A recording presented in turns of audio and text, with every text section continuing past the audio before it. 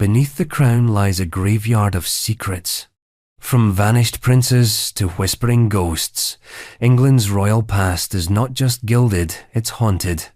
These are not bedtime tales, but cold corridors of power, betrayal, and unanswered questions. The kind that slip past coronations and coroners alike. 30 mysteries, centuries unsolved, all bound by blood, throne, and silence. You won't find these in your school books, but once you hear them, you won't forget. Welcome to 30 Most Unsolved English Royal Mysteries. And remember, history doesn't lie, but it does hide things.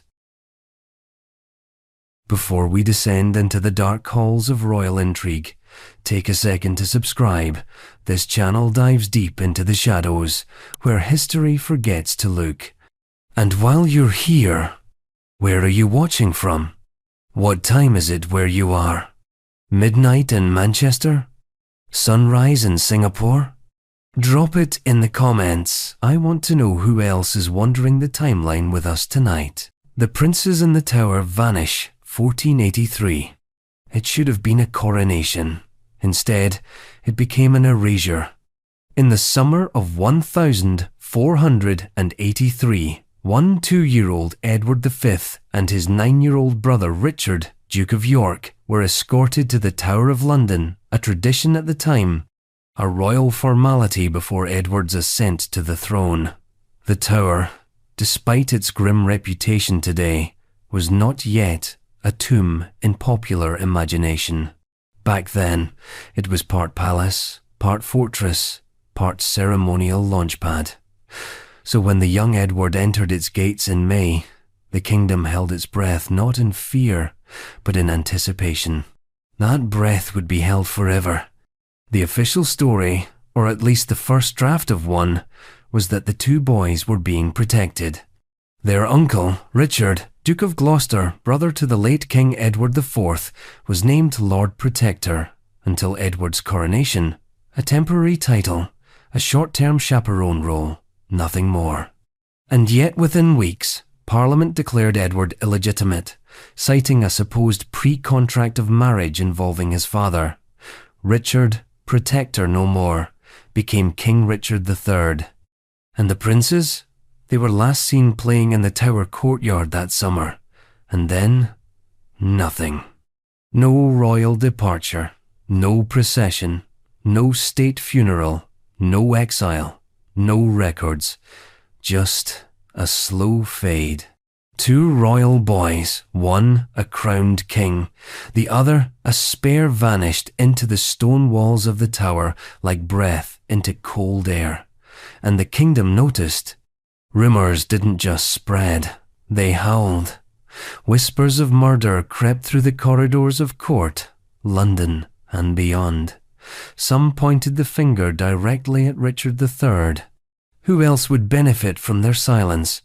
Who else had the access, the motive, the crown?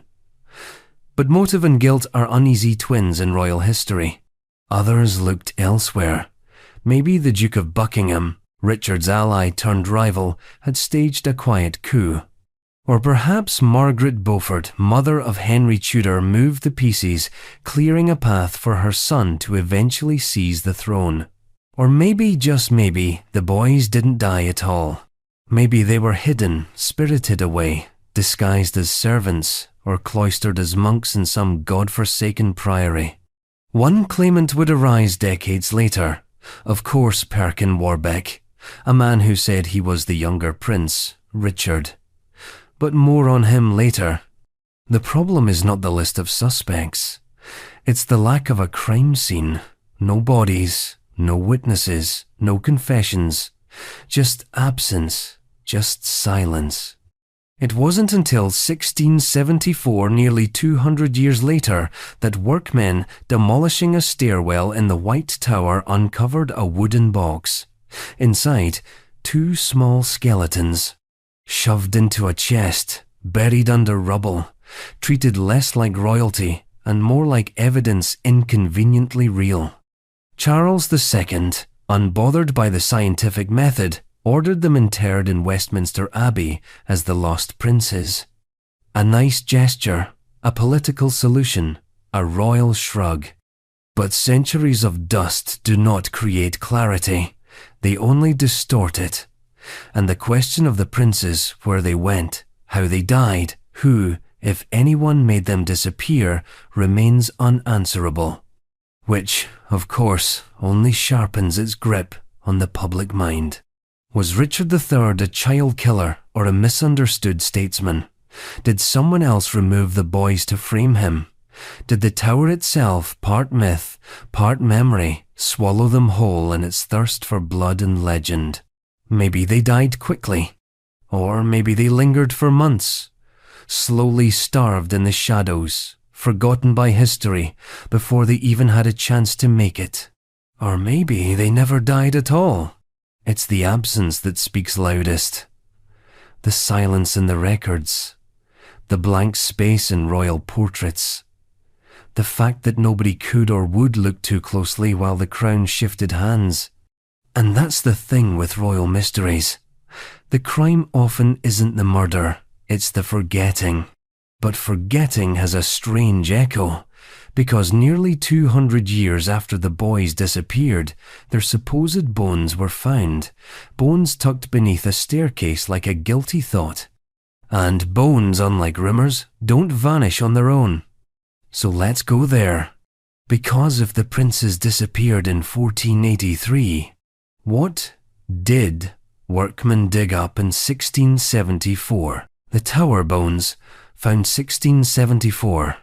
It was just another renovation. In 1674, under the reign of Charles II, a king more interested in theatre and mistresses than architecture workers were tasked with dismantling an old staircase in the White Tower. No one expected history to bite back. But as bricks crumbled and timber gave way, a small wooden chest emerged from the debris, nestled beneath a stone landing. It wasn't marked, wasn't guarded, wasn't catalogued in any royal ledger. It was just there. Inside, two skeletons, small, child-sized, cramped together in silence, as if even in death they weren't allowed the dignity of space. The workmen did what any 17th century builders would do. They told someone important, and for reasons part political, part theatrical, Charles II took a keen interest. The remains were declared with what feels like suspicious haste to be those of Edward V and his younger brother Richard, the vanished princes in the Tower. Now, it's worth pausing to appreciate the convenience. Two royal heirs disappear under the reign of their ambitious uncle. Their mystery haunts every Tudor monarch that follows.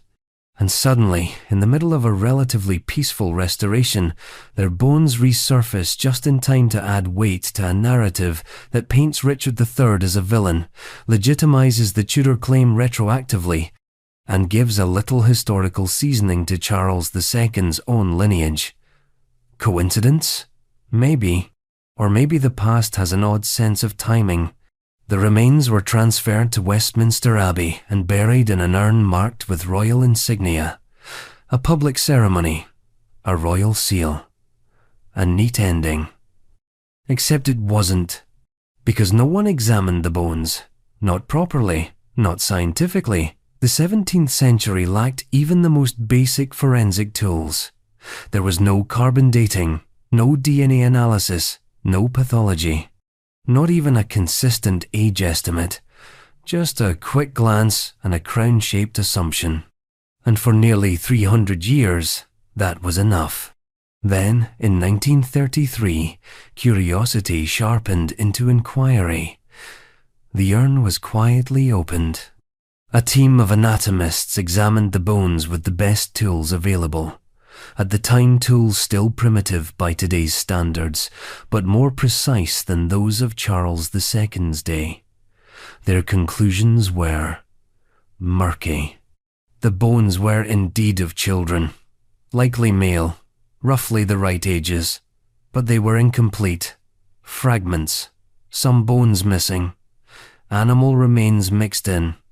And while the skulls showed damage, it was unclear whether it was inflicted before or after death.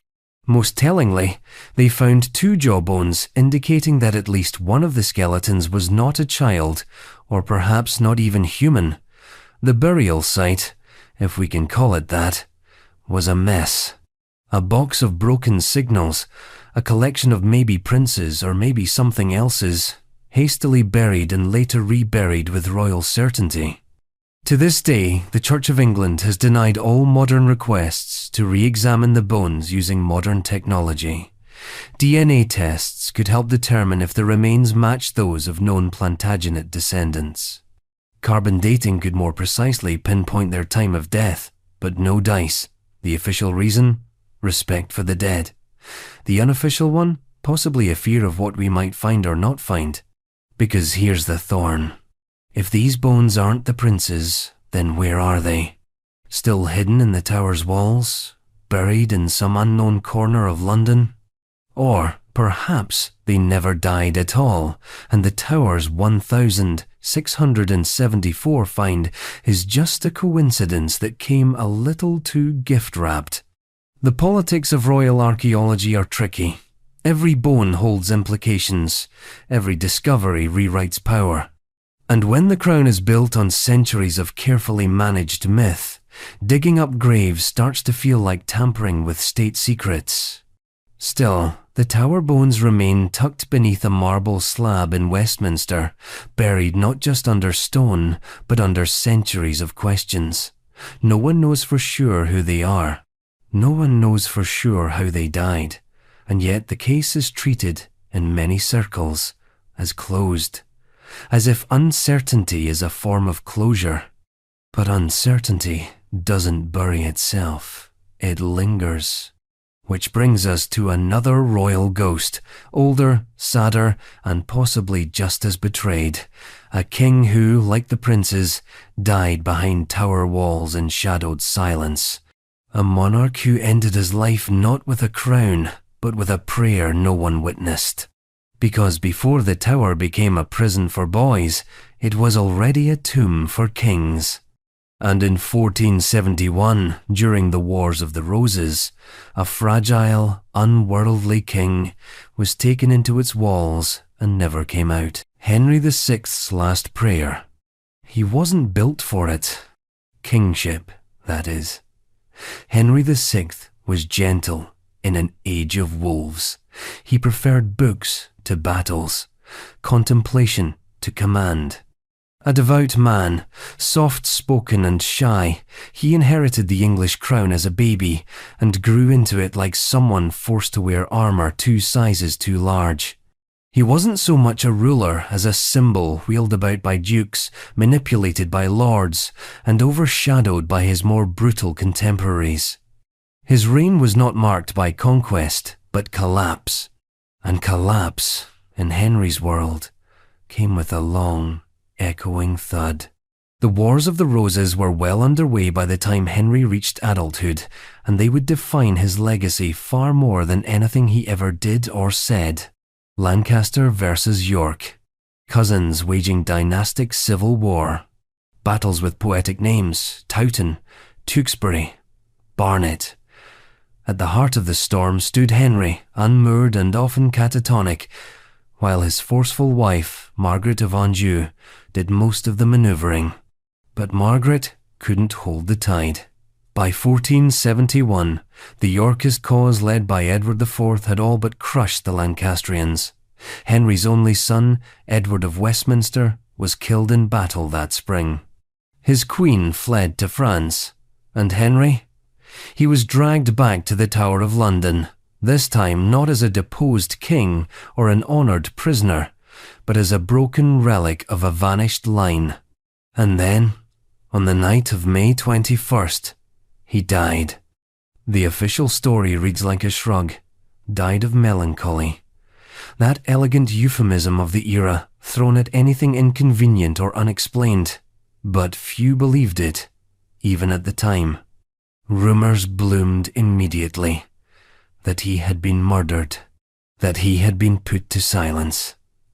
That Richard, Duke of Gloucester, later Richard III, had arrived at the Tower that night, and when he left, the former king was dead. The timing was precise. Edward IV had only just reclaimed the throne. Henry's son was already gone. Why keep the old king alive? Why leave a symbol for the Lancastrian loyalists to rally behind? Why risk rebellion when a quiet death could end a war? But there's no confession, no record, no trial. Just a corpse and a whisper. Later, chroniclers, some writing with Tudor agendas, added dramatic flair. They claimed he was found dead with blood streaming from his skull, that he had been praying when struck, that the floor of Wakefield Tower was soaked red by morning. But these are stories, not sources, and even those who recorded them were unsure what to believe. What we know is this: Henry VI died in the Tower of London, in the same fortress that would later claim the princes. He was 49 years old, spiritually exhausted and politically obsolete, a ghost of a monarch in life and a question mark in death. Edward IV gave him a modest burial at Chertsey Abbey, as far from London's heart as his legacy could be pushed. But in a strange twist of royal memory, Henry's reputation began to change after his death. Miracles were reported at his tomb.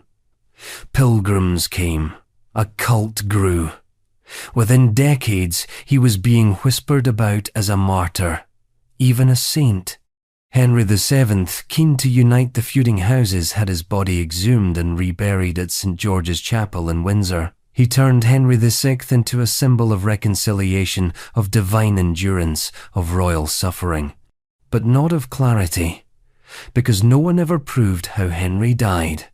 There was no inquest, no document from the Tower Guards, just political convenience and historical fog. Some modern historians believe he truly could have died of despair, that the shock of losing his son, his crown, and his cause might have overwhelmed a man already prone to long catatonic episodes. Others argue that the coincidences are too tight, that Richard of Gloucester, known for efficiency, likely ended the matter in a single, silent act. Still others suggest Edward IV himself may have ordered it, perhaps not cruelly, but pragmatically, as a way to close a bloody chapter with one final, quiet sentence. Whatever happened, no monarch in English history faded so completely, so meekly, and yet, strangely, no monarch has been so stubborn in spirit. His ghost, many claim, still walks Windsor Castle, not howling or vengeful, just walking, pacing, as if still unsure what happened that night in the Tower. But if Henry's end remains an open wound, his death marked a turning point, the moment when murder, or the rumour of it, became a viable political tool. Kings no longer just died, they vanished, conveniently. Their ends smoothed over with polite silence. It wouldn't be the last time England saw a royal corpse without a clear cause, because just a few decades later, another king would die suddenly, unexpectedly, not on the battlefield, not at the hands of a rebel army, but deep in the woods, pierced by a single arrow. And no one ever really believed it was an accident. William II Rufus. A fatal arrow in the New Forest 1100. The trees don't talk, which is precisely why they make such perfect witnesses. It was the 2nd day of August, 1100. The sun had barely crested the edge of the New Forest when King William II, better known as William Rufus, rode out for a hunt. He was, by most accounts, in good spirits, brash, energetic, red-haired to the point of ridicule, and deeply unpopular with monks and moralists. A king known more for his temper and taxation than for saintly behaviour. A man who saw the church as an obstacle, not a guide, and who preferred the company of soldiers to that of bishops. By sundown, he was dead. Shot through the chest with an arrow. The official version is straightforward: a hunting accident. His companion, a nobleman named Walter Tyrrell, allegedly loosed an arrow at a stag, missed his mark, and struck the king instead. A tragic mistake. That's what the scribes wrote, in varying degrees of poetic gloom. But like all good royal deaths, this one resists closure. In fact, it doesn't even try. Let's start with the setting. The New Forest was no ordinary woodland, it was a royal forest, designated by William the Conqueror as a private hunting ground. Its creation had displaced entire villages, prompting curses and resentment that lingered long after the trees regrew. By 1100, it already had a reputation for bad luck. William Rufus's own elder brother had died there years earlier in a bizarre fall from a horse. Another relative had also perished under similarly strange circumstances. Local lore whispered that the forest was cursed nature's revenge for Norman brutality. So when William Rufus rode into that canopy of myth and bad memory, he was entering more than a hunting ground. He was stepping into a story already thick with ghosts. The events of the hunt itself are hazy. No full account survives. What we do know is this. By the end of the day, the king was found lying dead in the underbrush with an arrow through his chest. Tyrrell conveniently or suspiciously fled the scene immediately. No attempt to explain, no return to court, no apology, just gone. He escaped to France and lived out his life untouched by prosecution. Now, if that sounds like the behavior of a man guilty of something more than clumsiness, you're not alone. The chronicles differ on details, but many raise their eyebrows. Why would Tyrrell flee if it were an accident? Why were there no other eyewitnesses willing to go on record?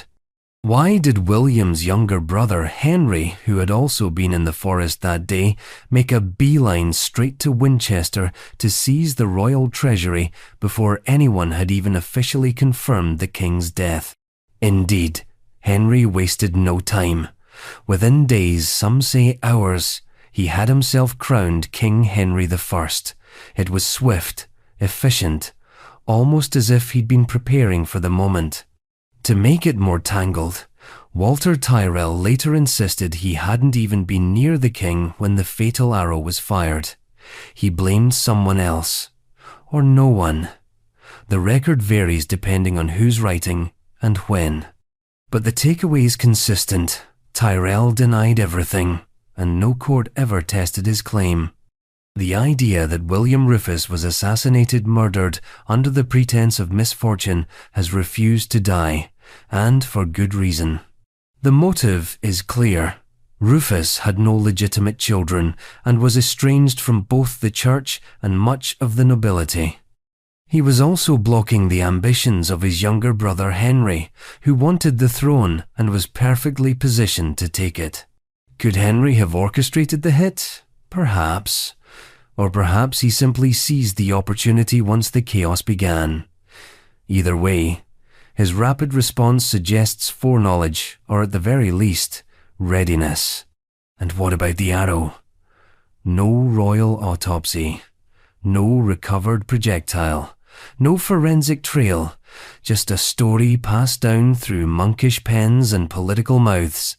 In the centuries since, some have tried to exonerate Tyrrell, painting him as a scapegoat, a name to hang the mystery on. Others suggest the whole hunt was a cover for a planned assassination, perhaps even carried out by one of Henry's agents. Still others return to the superstition of the New Forest itself. Maybe it wasn't conspiracy or coincidence. Maybe it was a cursed land that simply refused to let the conqueror's sons die peacefully. The truth? Nobody knows. There is a stone marker where William Rufus supposedly fell. It's called the Rufus Stone. Tourists visit it now, standing beneath trees that haven't changed much since the 11th century. The air there still feels heavy, like something once screamed and never left. A king died in the woods with no trial, no justice, and no resolution.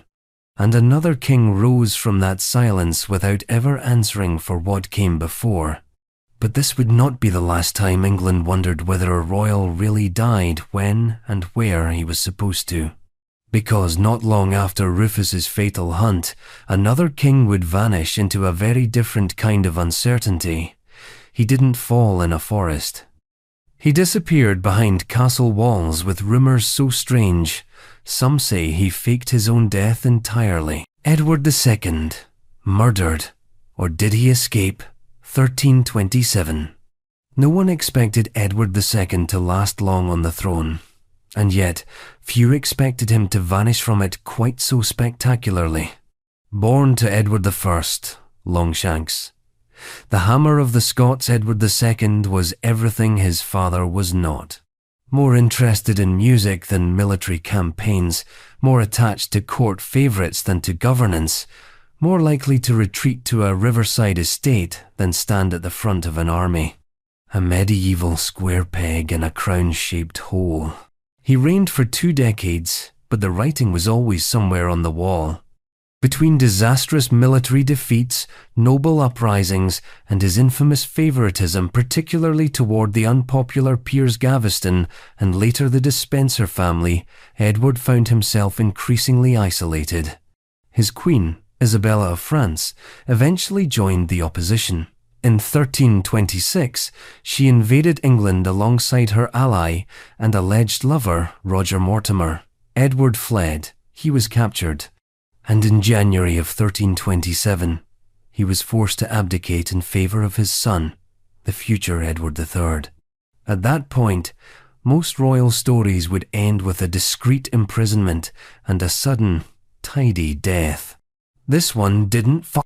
Instead, Edward II was quietly imprisoned at Berkeley Castle in Gloucestershire, and then, according to the official version of events, he died there in September of that year. The cause? Unclear. Some said illness, others suggested something darker, but no specifics were officially confirmed. A funeral was held, a tomb was built at Gloucester Cathedral, but what happened inside the castle walls? That's where the mystery begins. Within a few short years, rumours began to circulate that Edward II had not died at all. In 1330, his son Edward III, now of age and tired of Mortimer's influence, staged a coup and executed Mortimer for treason. During Mortimer's trial, no direct mention was made of Edward II's death. Odd, considering Mortimer would have been implicated in any royal murder. Suspiciously odd. Then, sometime around 1336, a letter surfaced. Now known as the Fieschi letter, it was sent by an Italian priest named Manuele Fieschi to Edward III. It claimed that Edward II had escaped from Berkeley Castle with the help of a servant, wandered across Europe in disguise, and was now living a quiet, repentant life as a hermit in Italy. A remarkable claim, and not an easy one to dismiss. The letter includes details about Edward II's captivity and escape that would have been difficult for a random Italian cleric to know. It also includes accurate references to events not widely publicized at the time. Some historians believe the letter was a political plant. Others argue it may reflect an actual escape, covered up to preserve public stability. But the plot thickens. In the 1342nd, an English traveller claimed to have met a man near Milan who called himself William the Welshman, a former king in hiding. He told stories of court life only someone on the inside would know. Again, it was dismissed as rumour, but the coincidences stack. More recently, historians examining burial records and diplomatic correspondence from the 1332nd have noted a string of cryptic letters and payments tied to the former king's name. One royal envoy was paid to bring news from the continent to the English court news. Some speculate that could only refer to Edward II. Could he have lived out his days in disguise? It wouldn't be the first time a deposed monarch melted into myth. There were monasteries, castles, outposts. Europe was full of places for a man with a broken crown and a borrowed name to disappear. Of course, there's the body. Edward II has a tomb. It's beautifully carved, still visited, still presented as authentic, but no exhumation has ever been authorized. His remains have never been tested, and the record of his death remains riddled with blank spaces. Modern scholars remain split. Some believe the escape theory is romantic revisionism, a satisfying fiction crafted by supporters who couldn't bear the truth of a murdered king. Others argue the silence speaks volumes, that the lack of documentation around his death, combined with the suspicious timing of Mortimer's downfall, suggests a secret too large to speak aloud. The truth is probably buried somewhere between the politics of the moment and the paranoia of history. Maybe Edward II was killed, quietly, with no theatrics. Maybe he did escape, aided by allies who staged his death as convincingly as any medieval drama. Maybe he became William the Welshman, living out his last years with none of the burdens of the throne. What we're left with is a tomb that may or may not be empty, a letter that may or may not be true, and a ghost of a king who refused to stay put. But Edward wasn't the first English monarch to suffer an ambiguous end. Over 300 years earlier, another king's death had sparked equally bizarre rumours, except this one took place in the unlikeliest of places. A royal privy, Edmund Ironside's bathroom death, 1016. History has a way of making things neat that were never neat to begin with. But in the case of Edmund Ironside, King of the English, for just 7 chaotic months in the year 1016, nothing about his short reign, or especially his death, fits into any clean narrative. Least of all the setting in which it allegedly took place. The year was a bad one for England. The Viking invasions were reaching their crescendo. The Danes, led by the cunning Knut, soon to be known as the Great, were clawing their way across the country. King Ethelred the Unready had just died, leaving the throne to his warrior son, Edmund Ironside, a young man with a reputation for bravery, grit, and, as the nickname suggests, a steel-like will to fight. And fight he did. In a matter of months, Edmund clashed with Knut's forces in at least 5 major battles, winning some, losing others, and dragging England into a violent stalemate. By late 1016, with both sides exhausted, the two men met and brokered a treaty. The country was to be divided. Edmund would rule Wessex, the south and west, while Knut would take the north and east. When either man died, the other would take full control of England. That should have bought Edmund a few years of uneasy peace, but it didn't do. Within weeks, perhaps even days, Edmund was dead. At the age of just 26, the new king of half England died suddenly in Oxford, or possibly Gloucestershire. The sources disagree. The cause? That's where the story veers hard into legend. According to some medieval chroniclers, Edmund died of natural causes, likely wounds sustained in battle or an illness brought on by months of campaign fatigue. But other sources, mainly writing decades later, offer a far more colourful version. They claim that Edmund was murdered while using the royal privy, stabbed from below, they say, through the very seat itself. A brutal, theatrical end for a warrior king. A scene so strange it sounds more like a Shakespearean farce than a Saxon tragedy. The story, while often repeated, is not backed by contemporary accounts. It seems to have emerged during the 12th century, when chroniclers were more interested in moral instruction and narrative drama than precise documentation.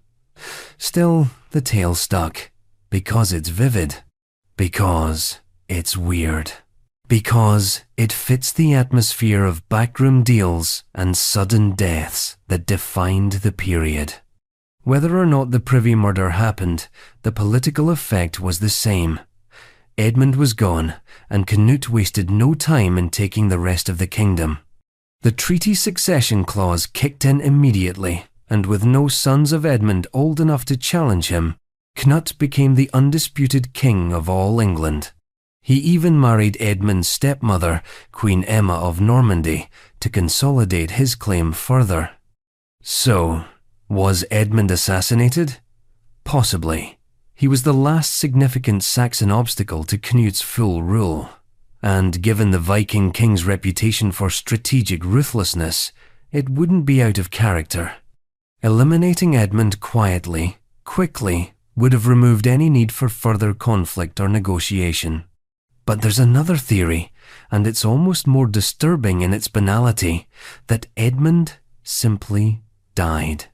That the warrior king, exhausted by months of battle, weakened by wounds, or struck by disease, simply succumbed to the weight of his moment. No assassination, no treachery. Just bad luck and worse timing. Of course, for medieval chroniclers and modern minds alike, bad luck doesn't satisfy. We want design, we want plots, we want kings to die as dramatically as they lived. A toilet stabbing is crude, yes, but it's narratively perfect. It reduces the throne to the throne. It drips with the irony that so often coats royal history. And yet, that may be exactly why the story endures, because it plays to a deeper tension in monarchy, that no matter how grand the crown, the body beneath it remains frail, vulnerable, even ridiculous. That the same hand that signs treaties might pull a chain in a moment of privacy, and in doing so, find betrayal waiting underneath. If Edmund was murdered, no culprit was ever named. No investigation was conducted. No memorials were commissioned in suspicion. His body was buried perhaps at Glastonbury, though even that is debated, and the crown passed on. Quietly. Completely. But even now, his death sits awkwardly in the timeline. It interrupts the linear march of conquest with a question mark. Was he a warrior cut down at his peak, or a victim of palace intrigue? Did he die with a sword in his hand, or with his guard completely down? There are no clear answers, only gaps. And in the next of those gaps, another royal enigma waits, not a murdered king, but a vanished treasure. Not a crown lost in war, but a hoard lost in mud. Gold, jewels, and royal regalia, swallowed by a storm and never seen again. King John's lost treasure, 1216. In the waning months of his reign, King John of England lost nearly everything a monarch could lose: his power, his allies, his reputation, his health, and, famously, his treasure. A royal hoard worth a king's ransom, swallowed by the shifting sands and tides of eastern England. Or so the story goes. Let's rewind. By 1216, John, known less romantically as Lackland, was cornered. His war with the barons had dragged into its 5th bloody year. The sealing of Magna Carta the year before had brought no real peace. Civil war still raged. French forces, invited by the rebel barons, had landed on English soil. The Plantagenet crown was tilting precariously. And John, in the words of many chroniclers, was not handling it well. By October, he was on the move. John's campaign trail took him from the east of England to the west and back again. His goal, to regroup, rally support, and keep ahead of the encroaching French-backed armies. He was sick, paranoid, and increasingly desperate.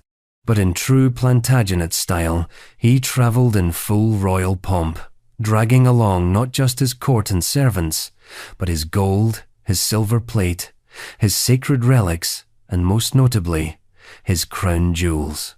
That's where the Wash comes in. The Wash is a shallow estuary on the east coast of England, a flat and foggy landscape of salt marshes, shifting channels, and treacherous tidal flats. Even today, it's a place of eerie transience, land and sea trading places by the hour. In 1216, It was a death trap for the unprepared. John had crossed from King's Lynn to Lincolnshire, while his baggage train carrying the royal treasure was ordered to take a more direct route across the Wash. The plan was simple: traverse the causeway at low tide. The reality was anything but. Something went wrong. Very wrong.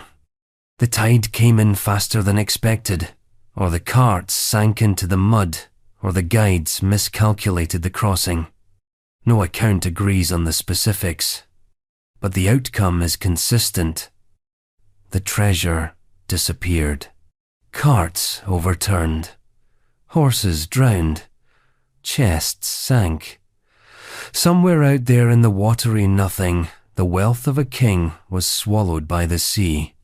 John himself wasn't present for the loss. He arrived later, too late to save anything. According to some accounts, the news of the disaster struck him like a mortal blow. His health deteriorated rapidly.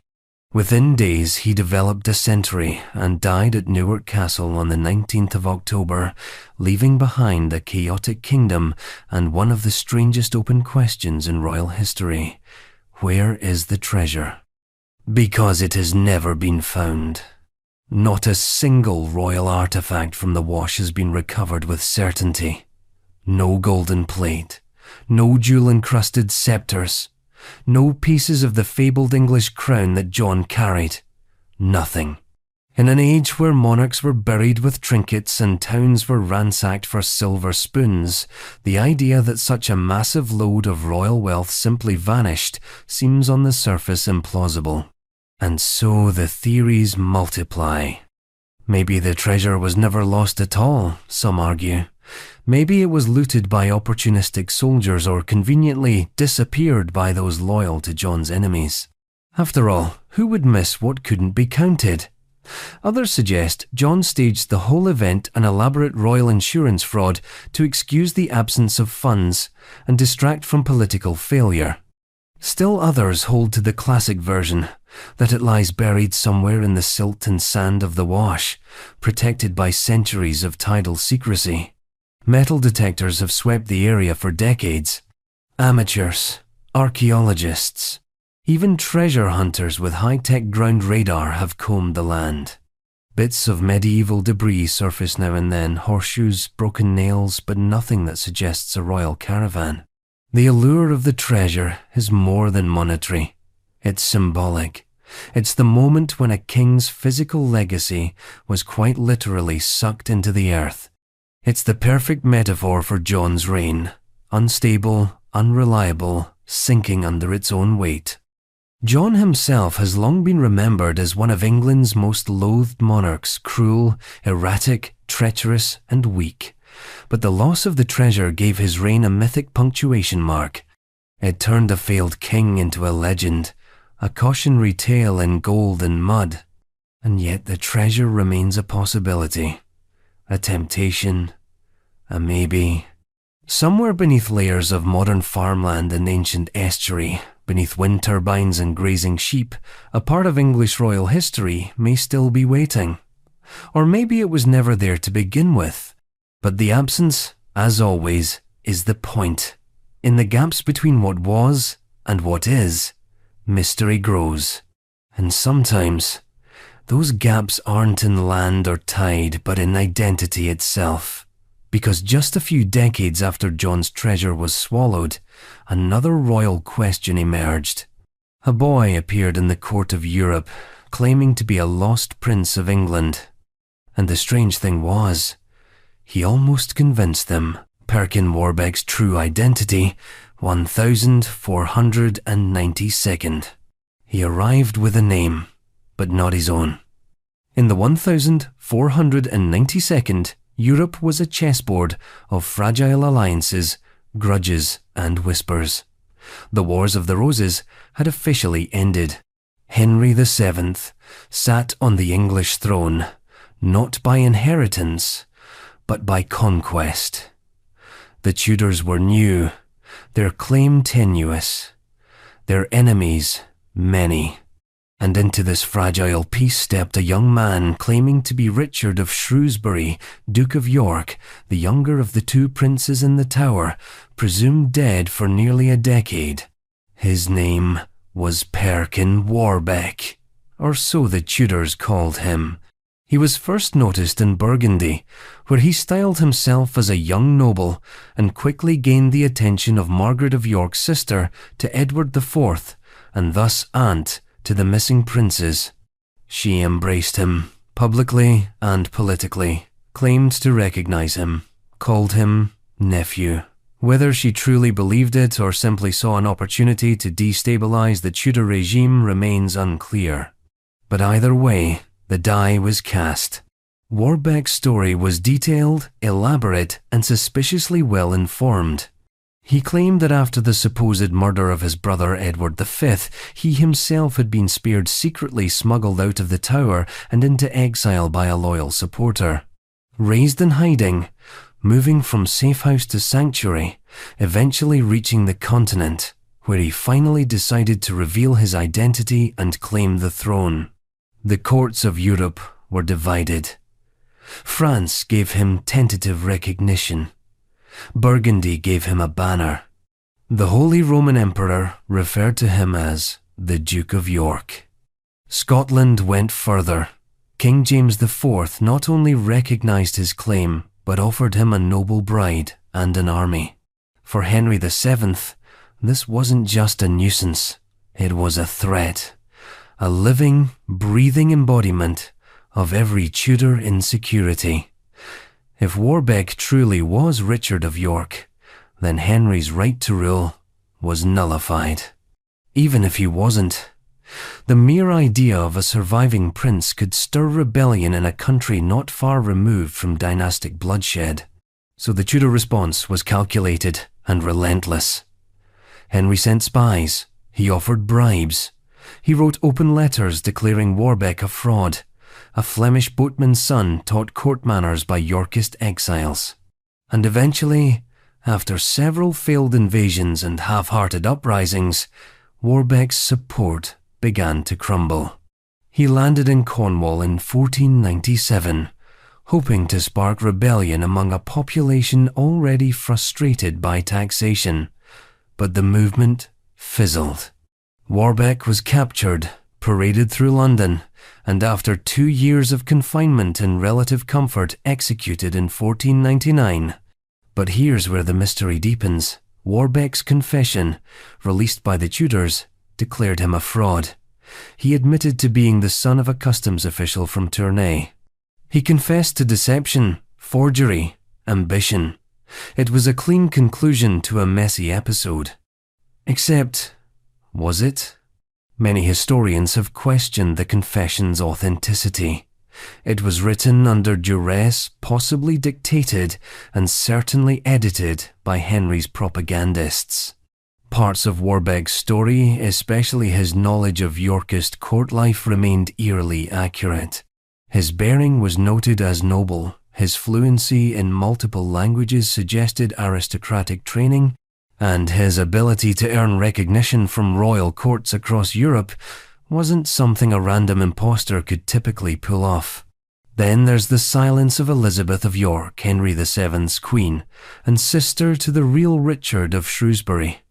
She never publicly commented on Warbeck, never affirmed or denied his identity.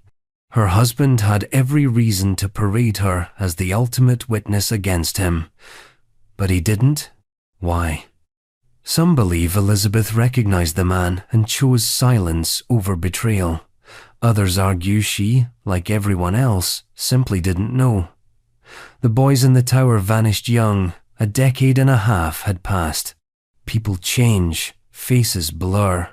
In the absence of certainty, everything becomes performance. Warbeck's legacy is not just one of deception or rebellion, it's one of possibility. He reminds us that a well-timed story, convincingly told, can shake kingdoms. Whether he was Richard of York or not almost ceases to matter. Enough people believed he might be, and in monarchy, belief is often more powerful than truth. Henry VII understood that. His obsession with legitimacy shaped every decision he made. He married Elizabeth of York to unify the warring houses. He ruthlessly eliminated rivals. And he wrote history with the same control he used to govern firm, revisionist, and utterly intolerant of ambiguity. But ambiguity thrives in the shadows, especially when bloodlines are contested, heirs disappear, and crowns rest on the thinnest strands of narrative.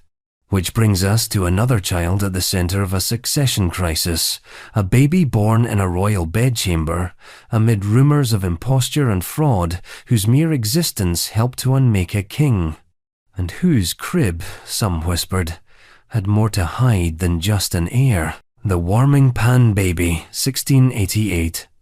Royal births are, by design, public affairs ritualized, scrutinized, and impossible to fake, at least in theory. But on the night of the 10th of June, 1688, something happened in the royal bedchamber that would ignite one of the most persistent, poisonous, and history-altering conspiracy theories in the English monarchy: the arrival of a baby boy to King James II and his queen, Mary of Modena. A moment that should have stabilized the succession. Instead, it blew it to pieces. The birth itself was momentous. For years, James and Mary had failed to produce a surviving male heir. England, increasingly Protestant, had tolerated James's Catholicism, just barely under the belief that his Protestant daughters from his first marriage would eventually inherit the throne. Princess Mary, married to the Protestant William of Orange, was a particularly palatable successor. The system was uneasy, but it was holding. Until the baby arrived. A son, a Catholic son, one who would now take precedence over his older Protestant sisters. Overnight, the political balance shifted. The Protestant nobility panicked. Parliament gritted its teeth. The press turned feral, and within hours of the birth announcement, the whisper began. The baby wasn't real. Not a baby, mind you. A baby had definitely been presented, but was it Mary's? That was the question. Or had a stillborn or non-existent child been quietly replaced with someone else's infant smuggled into the Queen's bedchamber in a warming pan, the kind used to heat beds in chilly palaces? It sounds absurd, and yet the story took off like wildfire. Within days, pamphlets were circulating across London. Court gossips whispered of Spanish infants brought in through back corridors. Witnesses swore they saw a strange woman holding a bundled child near the royal apartments. Servants claimed to have heard conflicting cries, one baby wailing, another silent. The warming pan theory took shape with every telling. A fake pregnancy, a secret miscarriage, and then a Catholic changeling slid in beneath the covers to deceive the realm. James II was livid. He ordered a formal inquiry.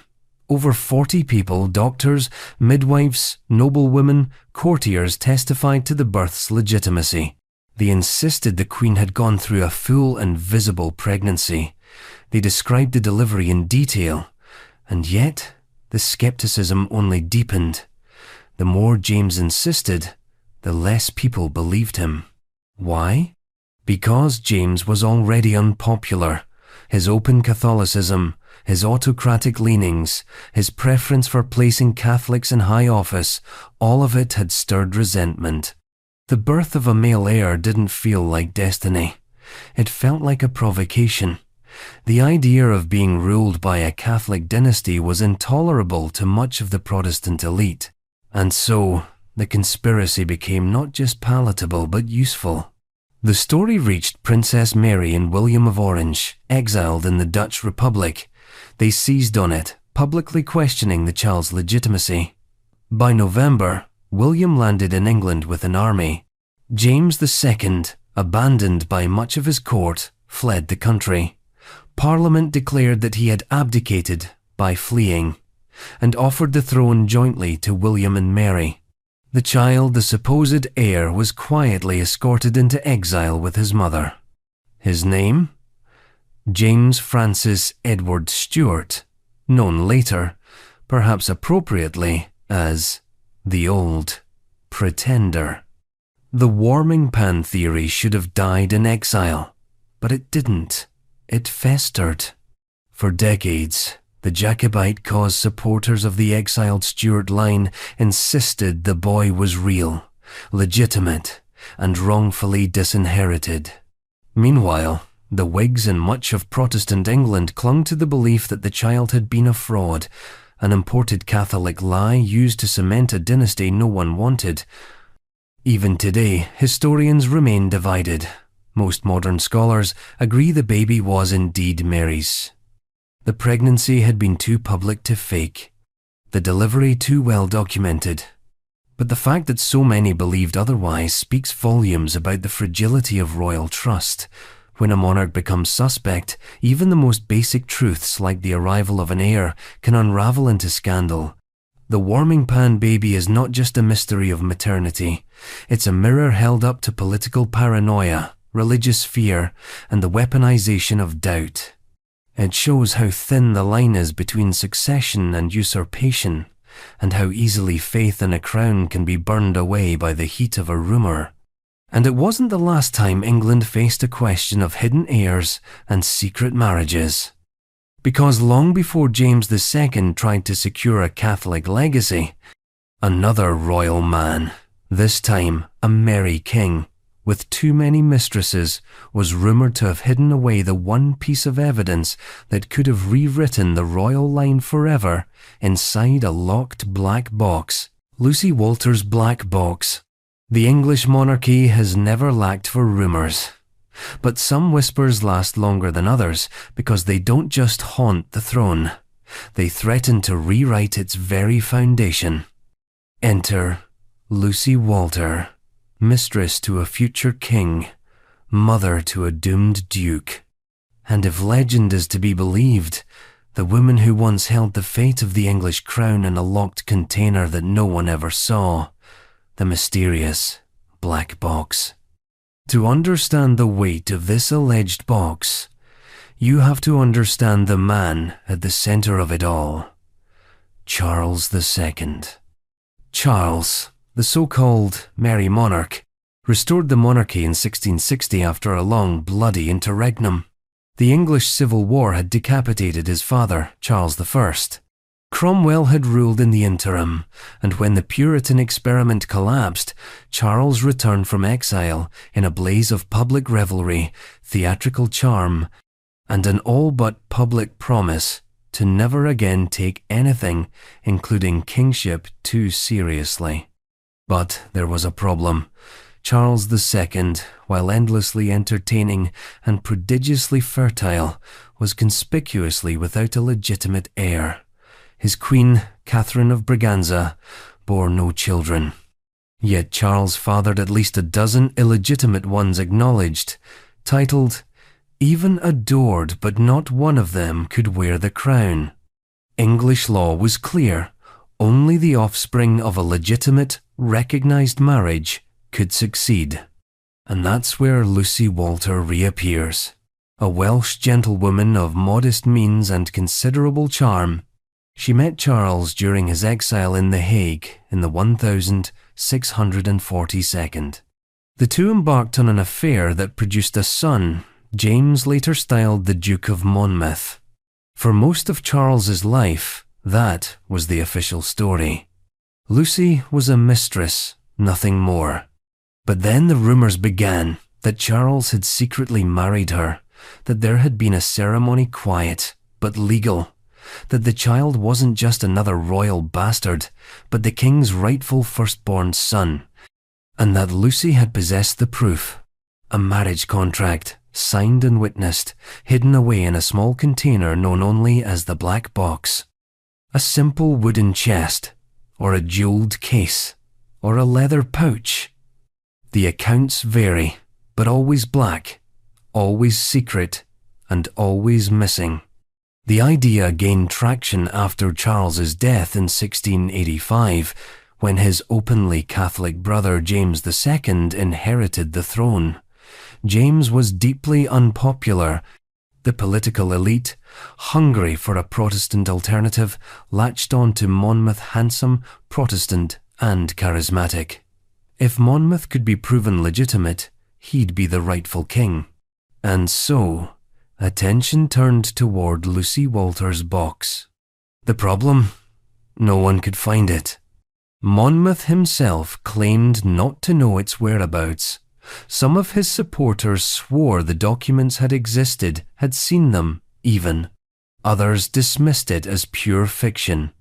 Charles II, when pressed during his lifetime, had flatly denied any marriage, repeatedly, publicly. "I am a man of truth," he reportedly told his council, "and I was never married to Lucy Walter." But how much weight does a king's denial hold, especially one as slippery with facts as Charles? The story refused to die. Parliament even conducted an inquiry into the black box claim during James II's reign. It went nowhere. No evidence emerged. No witness could be pinned down. And with Monmouth's failed rebellion in 1685 and his subsequent execution, the urgency to prove anything evaporated. Still, the myth lingered, partly because Monmouth looked like a king. He had the bearing, the popularity, the gallant tilt of someone born to rule, and partly because the political moment demanded it. Protestant England, watching the rise of a Catholic dynasty, wanted a different ending. The black box gave them a tantalizing what if. But mostly, the mystery endured because of what it implies, that royal legitimacy might not be a matter of public record, but of secret boxes and vanished letters. That the throne could be altered by a single hidden document, or its absence. Modern historians generally dismiss the black box story as a convenient invention. There's no reliable evidence that Charles married Lucy. No trace of such a contract has surfaced. And Charles's lifelong refusal to legitimize Monmouth, despite clearly loving him, suggests that the marriage never happened. And yet, it's not the box itself that matters anymore. It's the idea of it. A locked container, somewhere, that holds the truth about the crown quietly, invisibly, waiting. It's the kind of object that history loves and truth fears. Something that could have changed everything, but now changes nothing because it's lost or never existed. The monarchy is built on such absences, on silences, on questions no one can definitively answer and documents no one can conclusively find. And sometimes, what lingers isn't a box but a barrel, because another royal figure from the same brutal era left behind a riddle soaked in myth. A man said to have been executed, not by sword or rope, but by wine. Death by wine. George, Duke of Clarence, 1478. There are many ways to kill a man, but drowning him in wine, that takes a special kind of poetry. Or perhaps, more precisely, it takes a royal rumour, one that has persisted for over 5 centuries, staining England's Plantagenet history with equal parts irony and intrigue. The man in question, George Plantagenet, Duke of Clarence, brother to King Edward IV, and, depending on whom you ask, a traitor, a martyr, a pawn, or a drunk who got the most fitting end history could conjure. Let's start with George himself. He was born in 1449, the third surviving son of Richard, Duke of York, and Cecily Neville. His older brother was Edward, the man who would seize the throne during the Wars of the Roses and become Edward IV. His younger brother, Richard, Duke of Gloucester, who would one day become Richard III. George stood, quite literally, in the middle of a bloody royal tug-of-war. Initially, he supported Edward's claim, fought for it, stood beside him as he won the crown, but George was not built for loyalty. He was ambitious, impulsive, and critically in love with his own reflection in the royal mirror. The moment it suited him, he turned. In 1469, George married Isabel Neville, daughter of Richard Neville, the notorious kingmaker, Earl of Warwick. Together, they tried to unseat Edward IV and install George himself as king. It failed. Badly. George fled to France, reconciled, betrayed again, and was forgiven again. His political life became a pendulum always swinging, never steady. By the mid-1472, the facade of family unity had worn thin. Isabel died suddenly in 1476, possibly from complications after childbirth. George was convinced she had been poisoned by one of her ladies-in-waiting. He had the woman arrested and executed without royal permission. That, in retrospect, was unwise. The following year, tensions between George and Edward exploded. Accusations were thrown. Treason was whispered. Secret dealings were alleged. Whether George was actively plotting against his brother again, or merely perceived as a threat, remains uncertain. But in February 1478, he was tried for treason in a private session of Parliament. The result was inevitable. He was found guilty. The king hesitated. This was his brother after all. Blood. But political necessity outweighed fraternal sentiment, and Edward signed the death warrant. And here, precisely here, is where fact slides off the edge of the record. The official chronicles note only that George was executed in the Tower. No cause listed, no method recorded. A strange omission, given the weight of the moment. Executing a royal duke, especially a royal brother, wasn't routine, yet the record is oddly mute. Then the stories begin.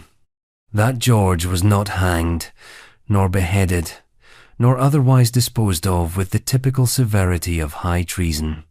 Instead, he was drowned in a butt of Malmsey wine, a sweet, fortified drink imported from the Mediterranean. A bizarre, almost theatrical method of execution, and one that, if true, would be uniquely tailored to George's personality and reputation. He was known, after all, for his love of drink, and Malmsey, in particular, was a court favourite. Killing him in a vat of it almost feels like gallows humour, dark irony as statecraft. Or perhaps a subtle act of mercy from a conflicted brother, a death that was technically execution but softened with absurdity. But was it true? Contemporary sources are divided. Some later chroniclers, especially Tudor writers, repeat the wine story as fact. Others make no mention of it. There's no surviving Tower record confirming the method. No eyewitness account. It exists in that strange royal grey zone. Plausible, repeated, but never quite proven. And so, it endures. George's body was buried at Tewkesbury Abbey beside Isabel. No wine stains reported. But the legend became part of English folklore, referenced by Shakespeare in Richard III, where Clarence dreams of drowning in a cask. That image, claustrophobic, rich, oddly grotesque, has defined him ever since. Modern historians remain skeptical. Some suggest the wine story originated as satire, an exaggerated footnote that took on the sheen of reality over time. Others suspect it might have been real after all. A custom-built punishment designed to humiliate George while sparing Edward the bloodshed of public execution. Either way, it's the version people remember. Because what could be more medieval, more melodramatic, more morbidly poetic than dying in the thing you loved most? George Plantagenet was a man who never knew which side he was on. He flattered, plotted, betrayed, and begged in a dizzying cycle. In the end, he left behind no lasting claim, only a rumour, sealed in oak and soaked in symbolism. But while George's death was obscure, the disappearance that followed some centuries later would be far more blatant.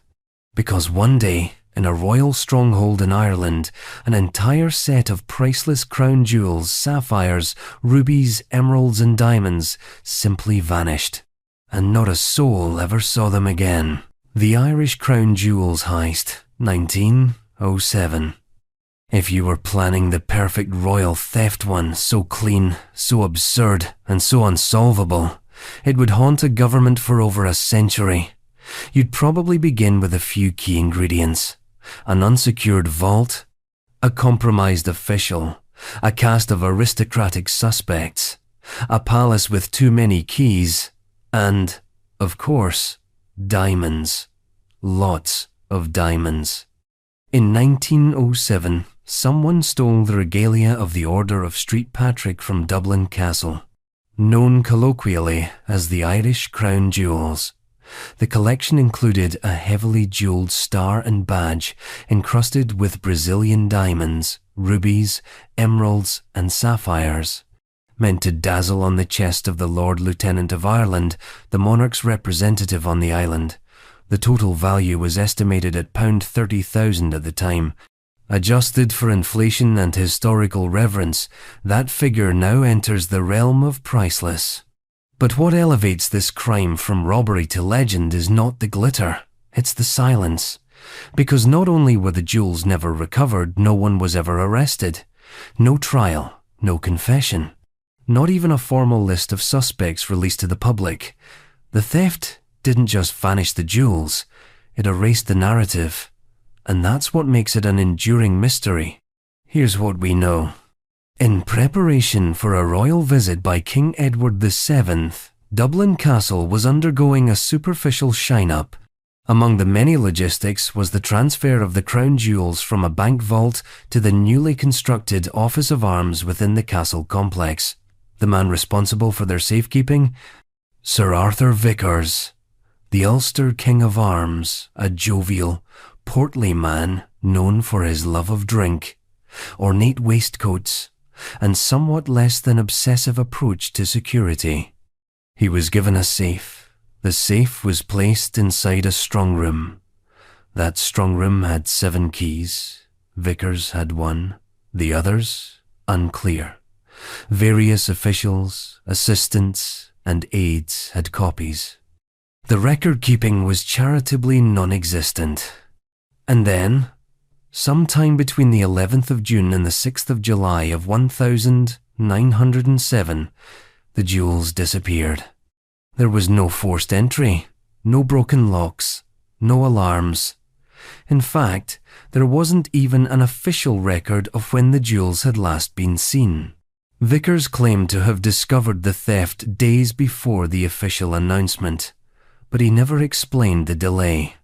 The government, humiliated, launched an inquiry. Sort of. What followed was one of the most compromised investigations in British history. The viceregal court, anxious to avoid scandal, suppressed details. A parliamentary commission was suggested, then shelved. A report was compiled but never published. Instead, the blame settled conveniently on Vickers himself. Not for stealing the jewels, but for failing to prevent the theft. He was dismissed, publicly shamed, and exiled into ignominy. But was he guilty? That depends on which conspiracy you find most believable. Theory number 1. Inside job. Vickers was either the thief or covered for someone who was. Supporters point to his heavy drinking, erratic behavior, and refusal to answer direct questions during the internal inquiry. Some suggest he panicked after discovering the theft and tried to cover it up until he could retrieve the jewels. He never did. Theory number 2. Aristocratic scandal. This is the more salacious version. According to some accounts, the Office of Arms had become something of a private gentleman's club. Guards were routinely dismissed at night. Unauthorized visitors were admitted. One rumor insisted the jewels were stolen during a drunken party gone wrong, possibly involving individuals too powerful to prosecute. Names whispered at the time included peers of the realm, royal favorites, even members of the king's inner circle. Theory number 3. Republican theft. Irish nationalists had long loathed the symbolism of the crown jewels being housed in Dublin. Could a faction have stolen them as a symbolic act of rebellion? Maybe. But there's no evidence they were used for propaganda. No group claimed responsibility. No ransom demand was made. The jewels simply vanished, and with them, their political utility. Theory number 4. The jewels were never stolen, just misplaced. Absurd? Perhaps.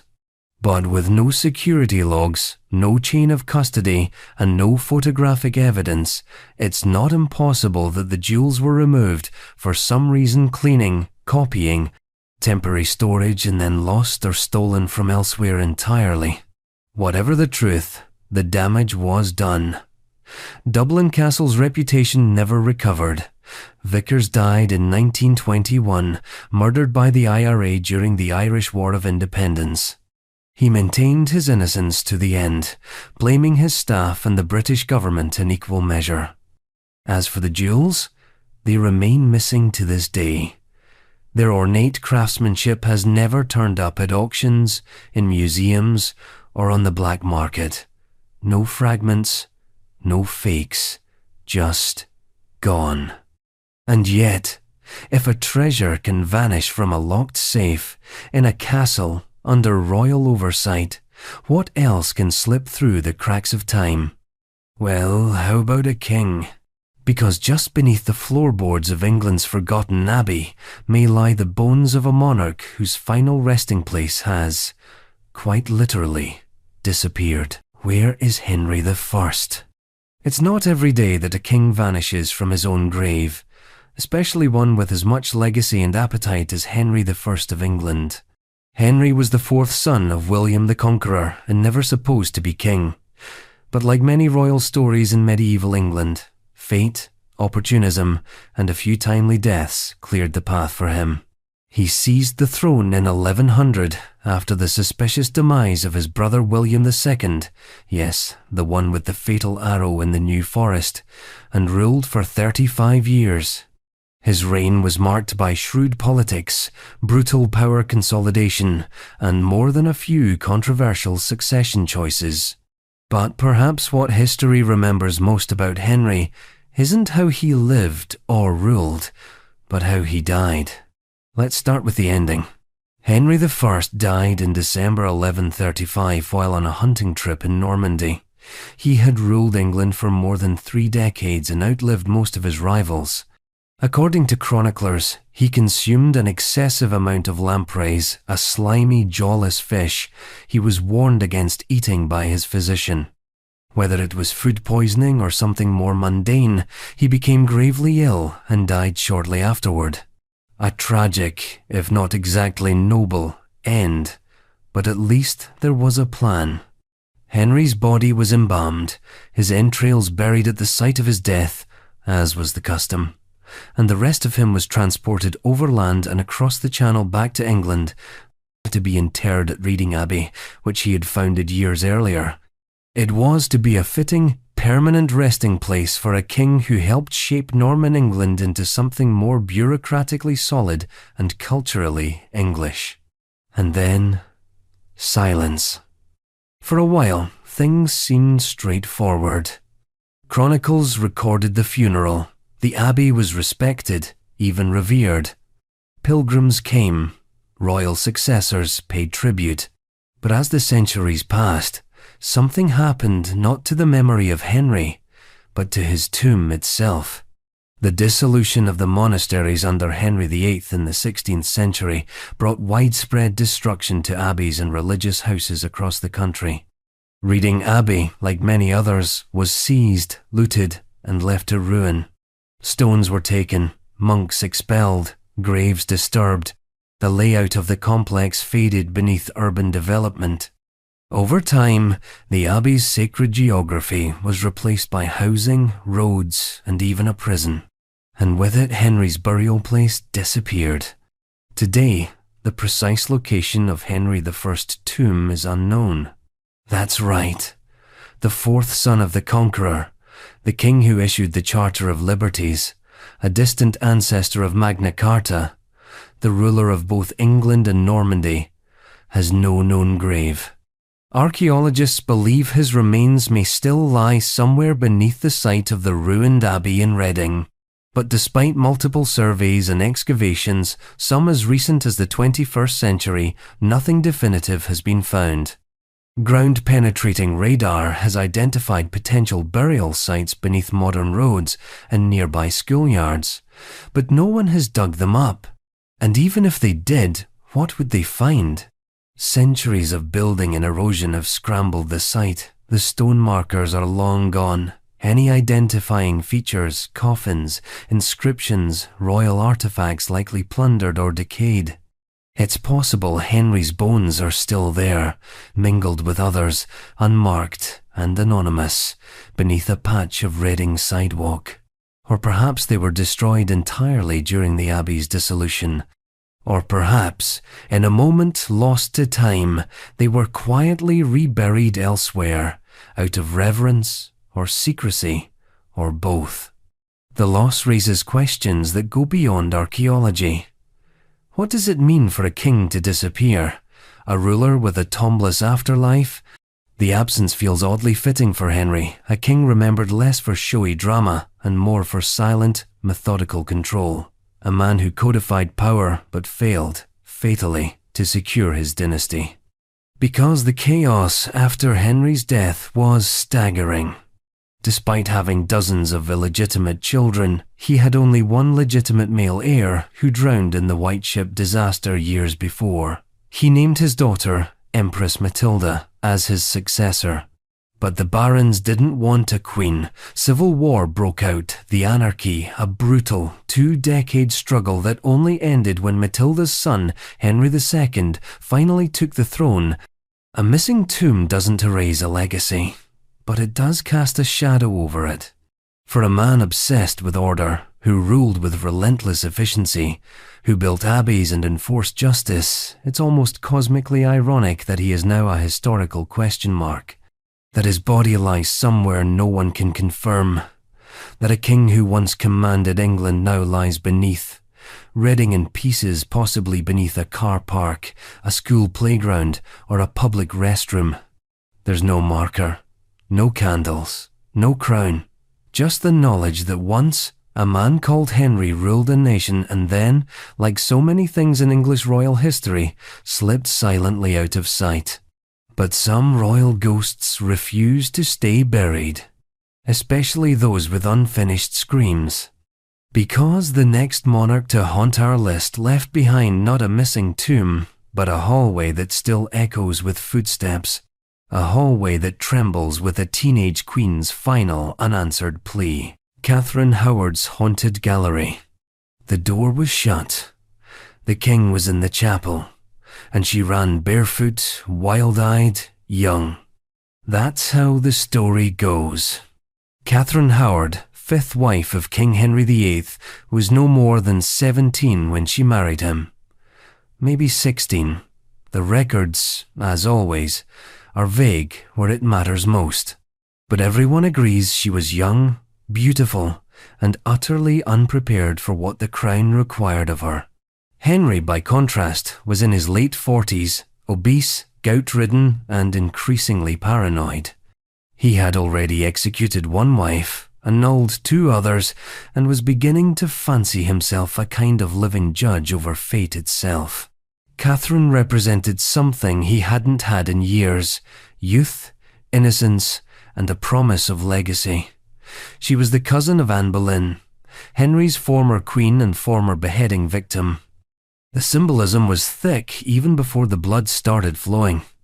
When they married in 1540, the king was besotted. He called her his rose without a thorn, gave her lavish gifts, praised her in courtly language he hadn't used since his early reign. But Catherine was no rose, at least.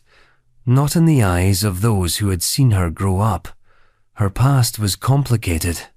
Before Henry, she'd lived in the Dowager Duchess of Norfolk's household, a place more permissive than pious. There, Catherine had shared rooms, beds, secrets with men. 2 in particular: Henry Manox, a music teacher, and Francis Derham, a former secretary. The nature of her relationships with them, whether they were consensual, coerced, or court gossip, is still debated, but the rumors followed her into the palace like smoke under a door, and eventually, they caught fire. In 1541, while Henry was away, Archbishop Thomas Cranmer placed a letter on the king's pew at Hampton Court. In it were the accusations. Catherine had been promiscuous before her marriage, and worse, may have continued such behaviour during her queenship.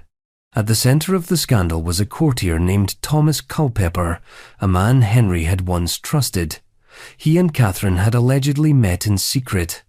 Love letters were produced, servants were questioned, torture was applied, confessions extracted. Catherine, for her part, did not immediately confess. She was a teenager trapped in a machine of state. Every move she made was interpreted, recorded, and weaponized. She denied, pleaded, begged. But the tower loomed, as it always did, for Tudor wives. And then came the moment that rewrote her memory forever. According to court legend, Catherine broke free from her chambers at Hampton Court upon hearing of her impending arrest.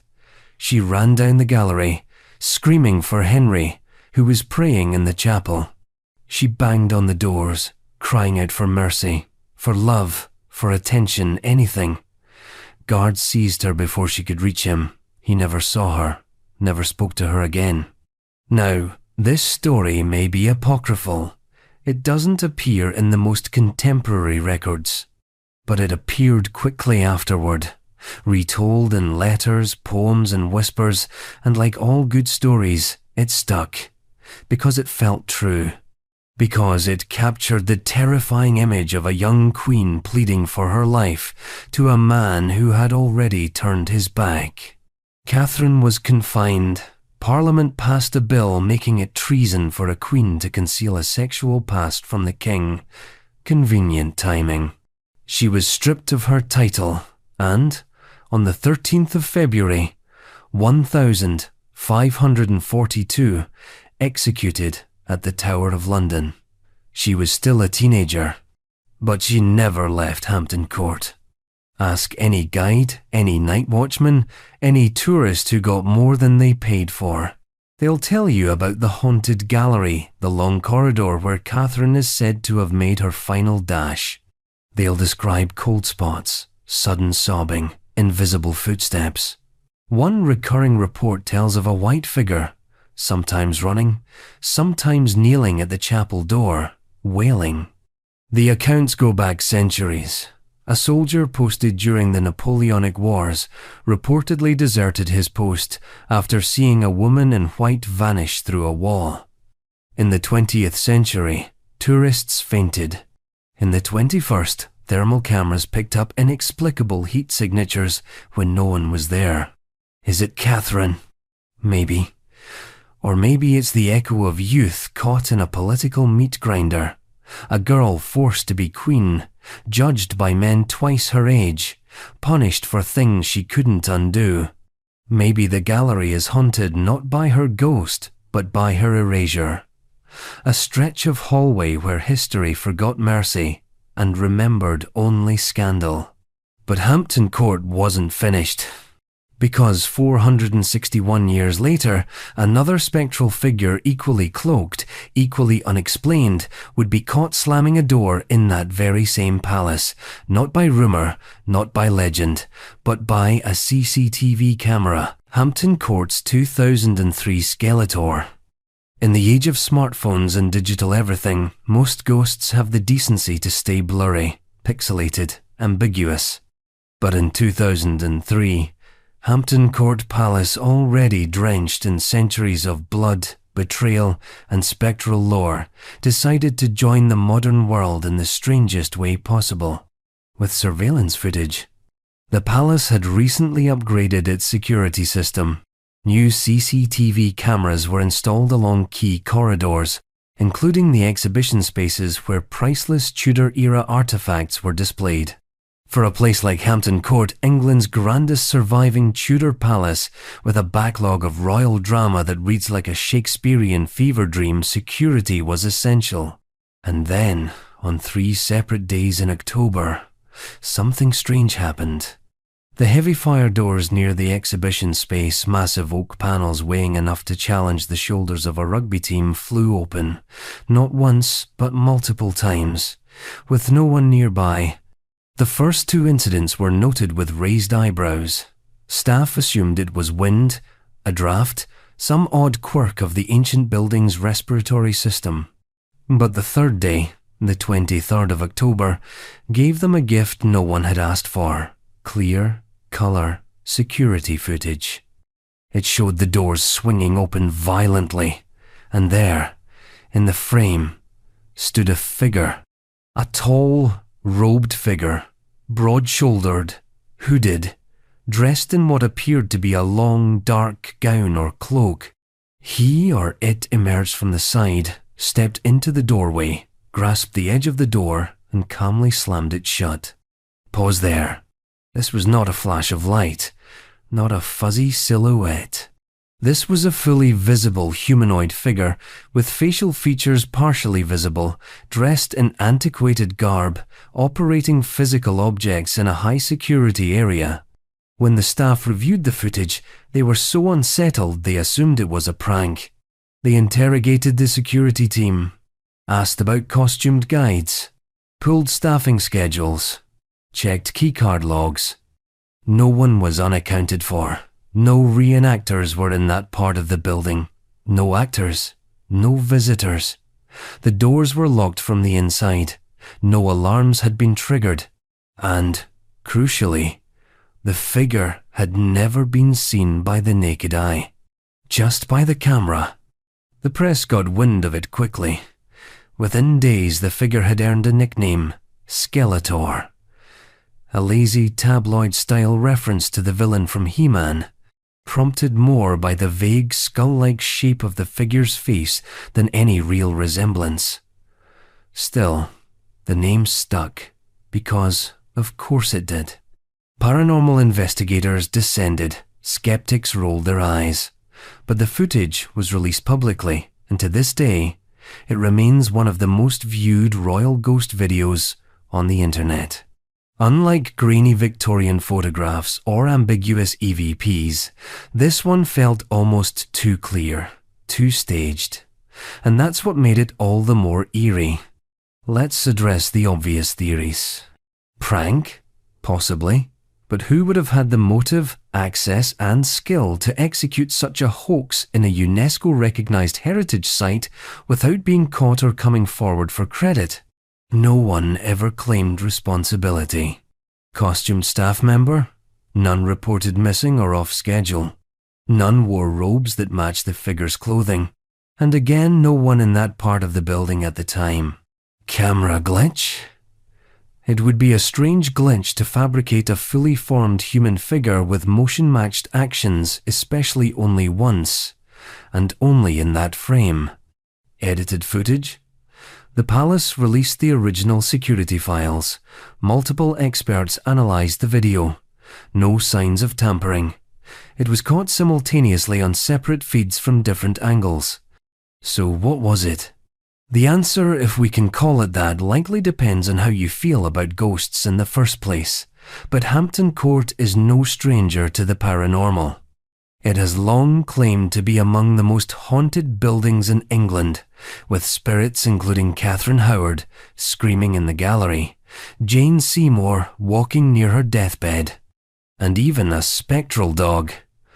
Palace staff have reported cold spots, disappearing figures, and footsteps on empty floors for decades, maybe centuries. But Skeletor felt different. Because this was a ghost that showed up in a format we weren't ready for. Clear, recorded, digital. He didn't wail or float or flicker. He pulled open a door and shut it behind him. Businesslike. Brief, as if haunting was just part of the job. And then he vanished. He hasn't been seen since. Was it a projection of centuries of collective memory, a time loop, a glitch in something larger than security software, or just a moment caught in pixels where the past briefly walked through the present? No one knows. But the doors, they say, still swing sometimes. And not all the ghosts in royal history come in robes or rags. Some walk in military boots, some fall from the sky. And one, in 1942, fell harder than most off a Scottish mountain, in a royal plane crash that raised more questions than it ever answered. The Duke of Kent's wartime crash, 1942.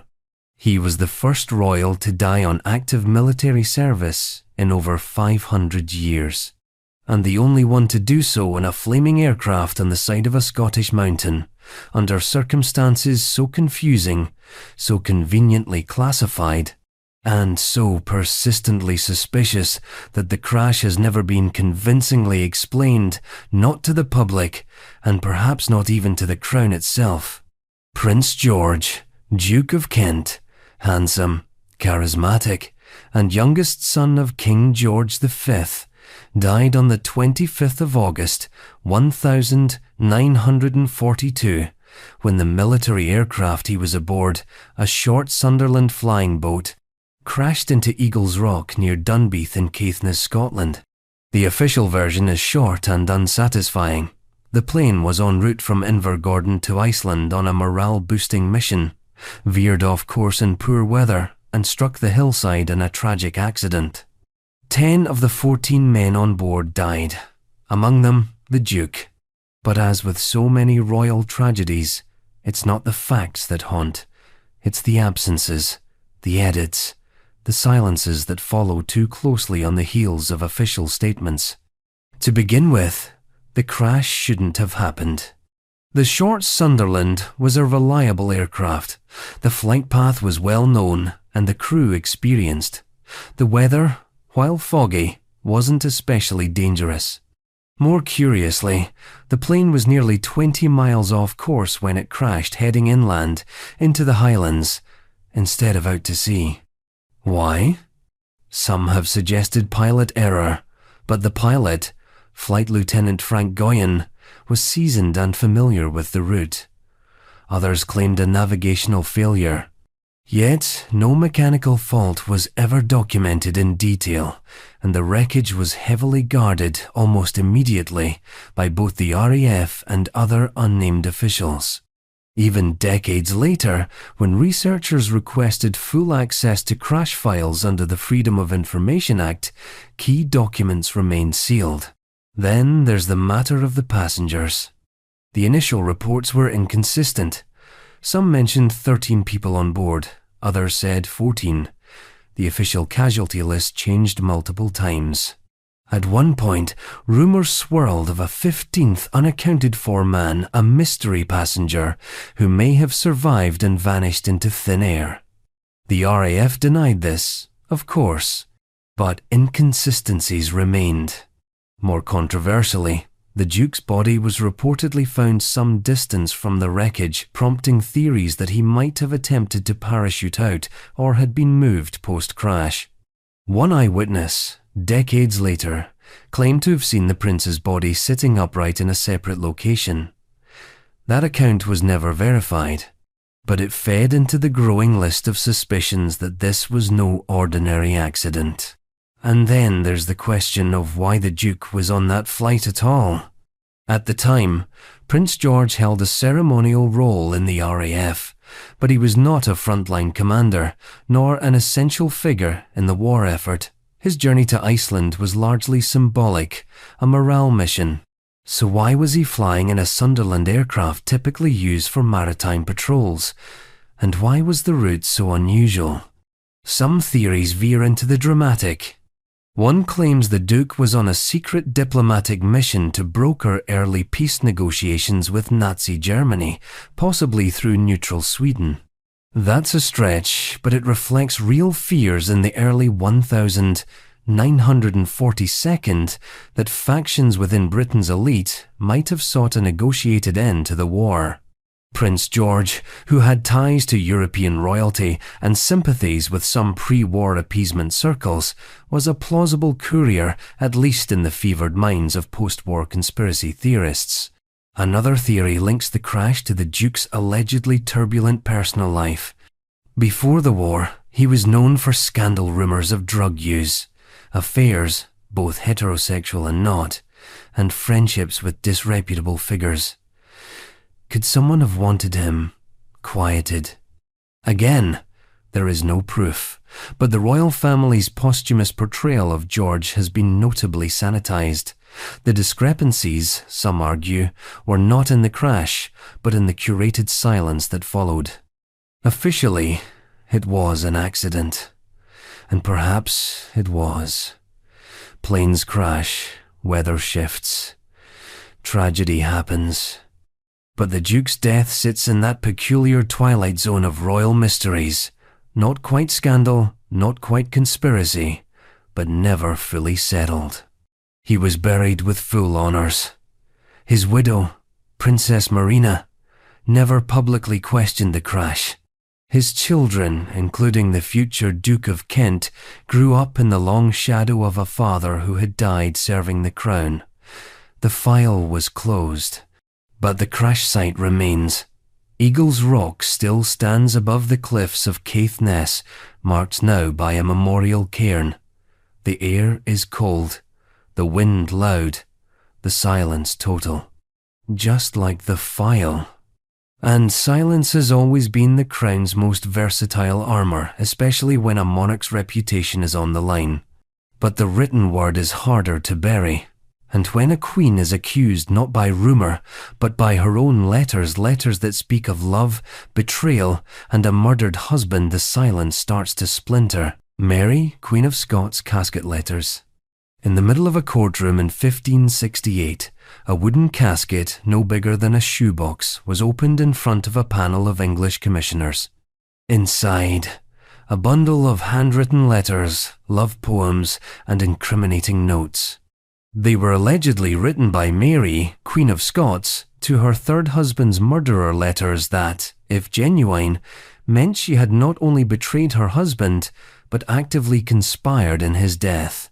That was the story. But nothing about Mary's story was ever simple.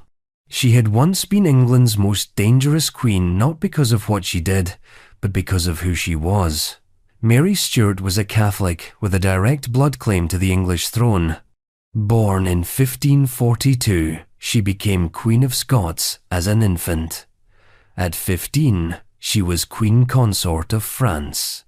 Widowed by 18, she returned to rule Scotland in a time of Protestant upheaval, political chaos, and bitter rivalries. In 1565, she married her cousin, Henry Stuart, Lord Darnley. It was a disaster. Darnley was handsome, arrogant, and unstable. He demanded power, publicly humiliated Mary, and grew increasingly violent. He was jealous of her Italian secretary, David Rizzio, whom he helped murder in front of the pregnant queen in her own chambers. By 1567, Darnley was despised by nearly everyone, including possibly Mary herself. Then, in February of that year, Darnley was found dead. His house, Kirkhope Field in Edinburgh, had been blown up in the night. His body, however, showed no signs of injuries consistent with an explosion. He was found in the garden strangled, according to some reports, though the official cause of death was never definitively recorded. The case should have triggered a national scandal. Instead, it turned into something worse, a national mystery. Suspicion quickly fell on James Hepburn, Earl of Bothwell, a brash noble with military backing, suspected of orchestrating the murder. And then, barely 3 months after Darnley's death, Mary married Bothwell. That was the match that broke the realm. Many of her subjects turned on her. Nobles rebelled. Mary was imprisoned, forced to abdicate in favour of her infant son, and eventually fled across the border into England, seeking protection from her cousin, Elizabeth I. Instead, she found a cage. Elizabeth didn't trust Mary. She saw her as a rival, a magnet for Catholic plots. But executing a fellow queen outright would be a dangerous precedent. So, a legal mechanism was needed, something to justify indefinite detention. Or worse, enter the casket letters. During the inquiry into Darnley's murder, the Scottish lords opposing Mary claimed they had intercepted a silver casket belonging to Bothwell. Inside were 8 letters and several sonnets, supposedly written by Mary. They were steamy, emotional, and deeply compromising. One letter appeared to express a desire to be free of her husband. Another referred to intimate meetings with Bothwell. Together, they painted a damning portrait of a queen not just entangled in an affair, but plotting her husband's downfall. But were they real?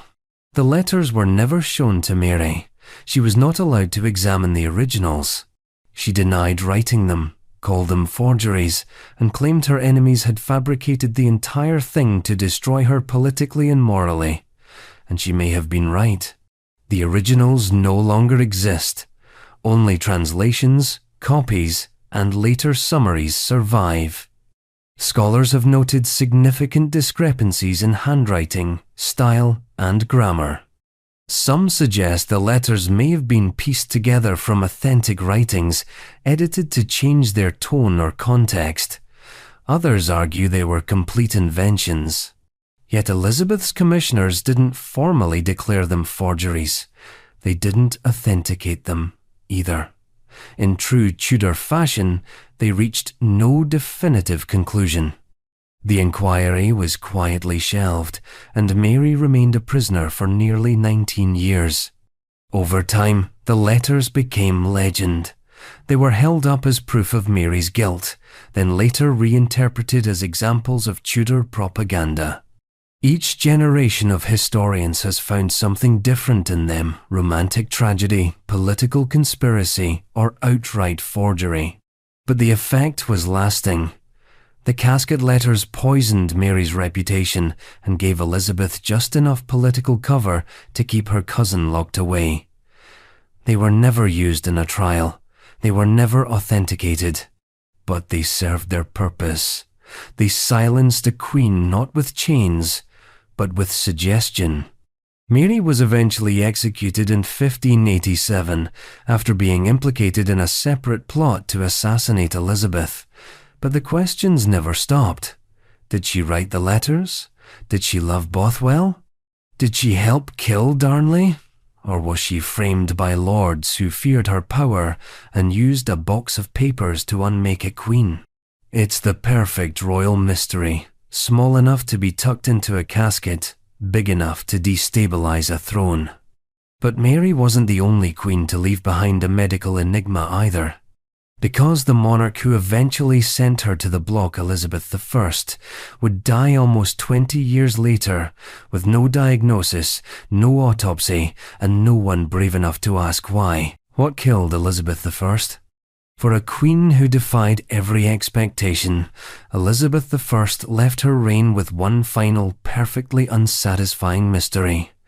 No one knows how she died. She ruled for 44 years longer than any previous English monarch, and in doing so, became something more than a sovereign. She became a symbol, a legend, a golden myth wrapped in red wigs, white laid makeup, and Renaissance spectacle. Her death, therefore, was supposed to be a national moment of reckoning, a clear end to a towering life. Something precise. Instead, it was one long, uneasy silence. In the spring of 1603, Elizabeth I was 69 years old. By Tudor standards, that made her ancient. She had survived conspiracies, assassination plots, invasion threats, and more than one suitor who likely preferred her dead. Her strength had become the cornerstone of England's identity.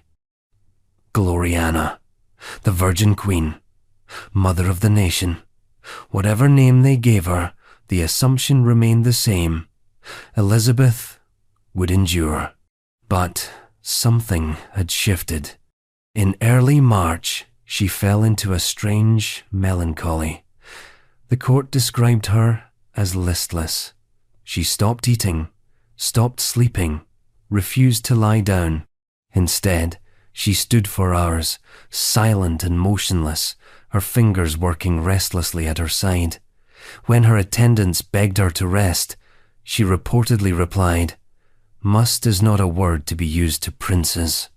She didn't speak of pain, not directly, but those around her said she was haunted, grieving, possibly for the death of her cousin and confidant, Catherine Carey, or maybe for the world she knew was slipping out of her hands. Some said she feared death, others thought she welcomed it, but no one could figure out what was wrong.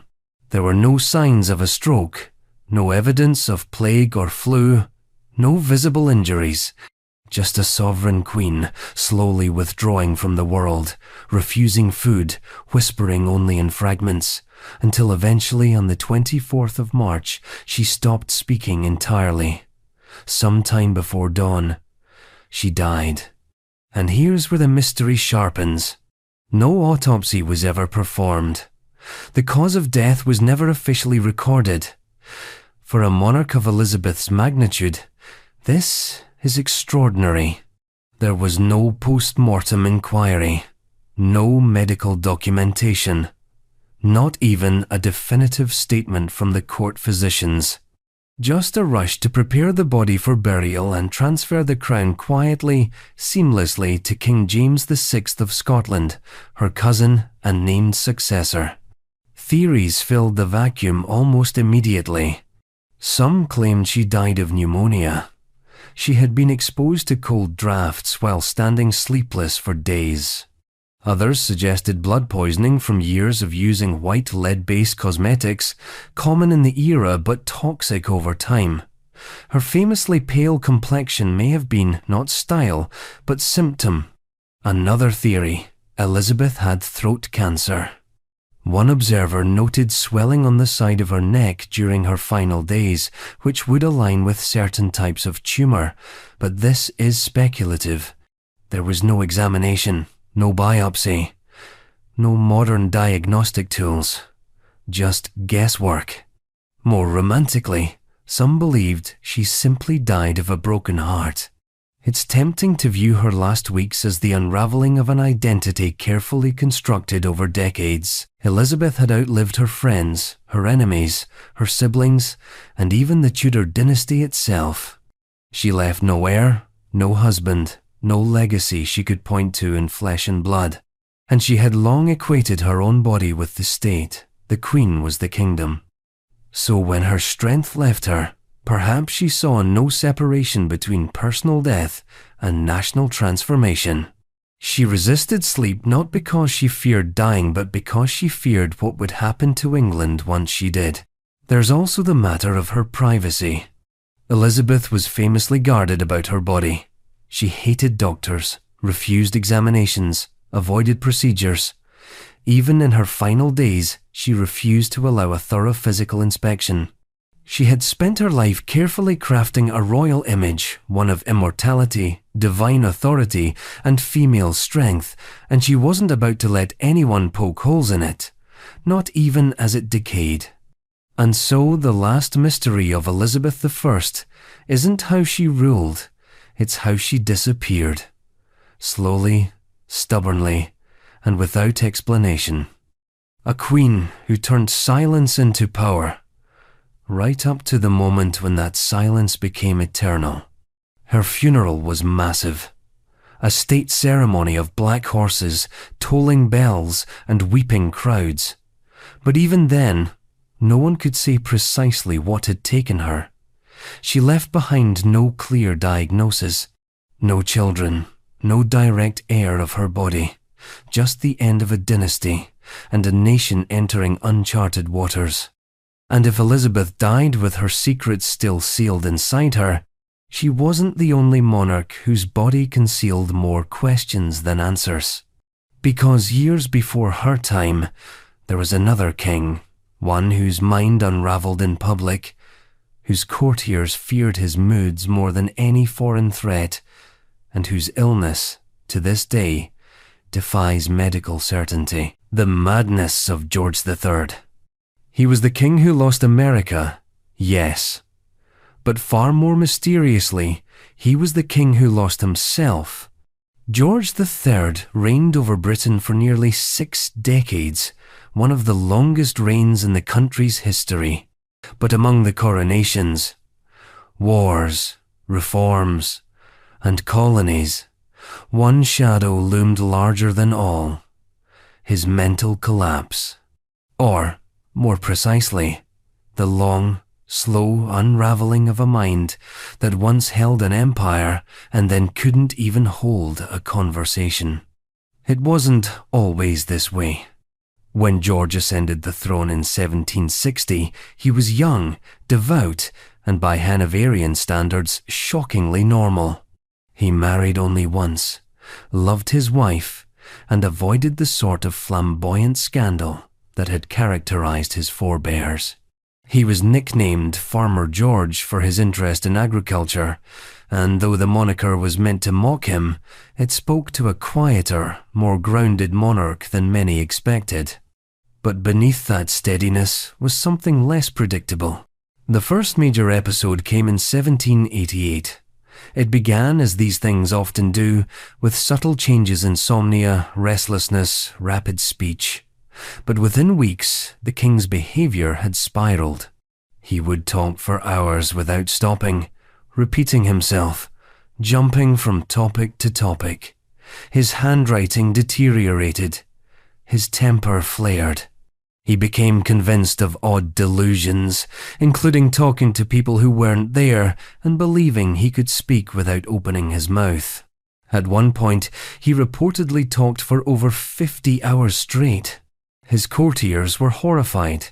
Physicians were summoned. Parliament panicked. By the end of the year, George had become unmanageable, restrained at times, and completely removed from state affairs. A regency bill was drafted, preparing to hand control to his son, the flamboyant Prince of Wales. And then he recovered. Miraculously, by the spring of 1789, George returned to clarity. He resumed his duties, made public appearances, and even gave thanks at a national service at St. Paul's Cathedral. Britain exhaled. The regency was shelved. The king was back. But the pattern had been set. George would suffer several more episodes over the following decades, each worse than the last. The severity and frequency increased, particularly after the death of his beloved daughter, Princess Amelia, in 1810. That final loss seemed to break something permanent. By 1811, George was declared unfit to rule. Parliament enacted the Regency Act, and his son, later George IV, took over in all but name. For the next 9 years, the king lived in seclusion at Windsor Castle, blind, deaf, and almost entirely removed from reality. He died in 1820, a monarch in title only, long since passed into myth while still alive. So, what was it? What tore through the king's mind again and again, leaving no answers, only rumours and tragic anecdotes? For over 2 centuries, the question has been debated, re-diagnosed, and dissected. The most popular historical explanation was porphyria, a rare genetic disorder affecting the nervous system, causing pain, confusion, hallucinations, and erratic behaviour. The theory was first suggested in the 1962, based on symptoms reported in letters and diary entries. Supporters pointed to the presence of purple-coloured urine, a known side effect of some porphyria types, and the cyclical nature of George's episodes. But in recent years, the porphyria diagnosis has come under heavy scrutiny. Modern psychiatrists and historians have increasingly leaned toward bipolar disorder, possibly with psychotic features. The speed of George's speech, the manic energy, the insomnia, The grandiose delusions all align closely with modern descriptions of a manic episode. His periods of lucidity, punctuated by breakdowns, match the oscillations seen in bipolar individuals today. Other theories abound: lead poisoning from medicines or cutlery, arsenic exposure, a side effect of stress, overwork, or grief. Some even argue that a combination of physical and psychological conditions created a feedback loop, each exacerbating the other until the king could no longer distinguish between reality and illusion. But no theory is definitive. No diagnosis confirmed. Even with access to medical letters, physicians' notes, and George's own ramblings, the truth remains maddeningly elusive. The only certainty is the impact. George's condition helped shape modern Britain. The Regency period, formally from 1811 to 1820, was a cultural explosion. Architecture, art, fashion, and politics all flourished under the more hedonistic hand of the Prince Regent. But the silent figure behind it all, the blind, mad king locked away at Windsor, remained a national ghost. The British monarchy, always adept at quiet revisionism, slowly reshaped George III's legacy. He became not a tragic figure, but a tragic symbol. The king who held the line against Napoleon. The loyal father, the steady husband, the human embodiment of endurance, not collapse. But history remembers the cracks, not just the portrait. In the end, George III left behind one of the most documented reigns in royal history and one of the most poorly understood minds. We know what he did, we just don't know why he unraveled. And perhaps that's the greater fear. Not madness in kings, but madness that looks like kingship. A crown perched calmly over chaos. And speaking of crowns, what if one was built on a lie? Because long before George's mind gave way, another monarch attempted to erase a rival's claim not by force, but by legal fiction. A single document, rushed through Parliament, that declared an entire marriage null, and a king's children illegitimate. Titulus Regius, and a marriage that wasn't 1483. It was the kind of legal document that didn't just change a crown, it tried to erase a family. In 1483, after the death of Edward IV, England stood at a familiar crossroads, a child king on the throne, and a kingdom waiting to see who would rule in his name. Edward V, just 12 years old, was the son of a charismatic monarch and a commoner queen, Elizabeth Woodville. The boy had been raised in royal luxury, but hadn't yet worn the crown. His father had died suddenly in April, and before Edward could be crowned, he was taken into custody by his uncle, Richard, Duke of Gloucester. That uncle would soon become Richard III, and to justify it, he needed paperwork. The document was called Titulus Regius, Latin for the title of the king. It was passed by Parliament in 1484, and its purpose was devastatingly simple. It declared that Edward IV's marriage to Elizabeth Woodville had never been valid. Therefore, their children, including the newly deposed Edward V and his younger brother Richard, were illegitimate bastards. No claim to the throne. No royal bloodline. Nothing. On paper, the issue came down to what's known as a pre-contract. According to the bill, before marrying Elizabeth Woodville, Edward IV had already been promised legally and bindingly to another woman, Lady Eleanor Butler.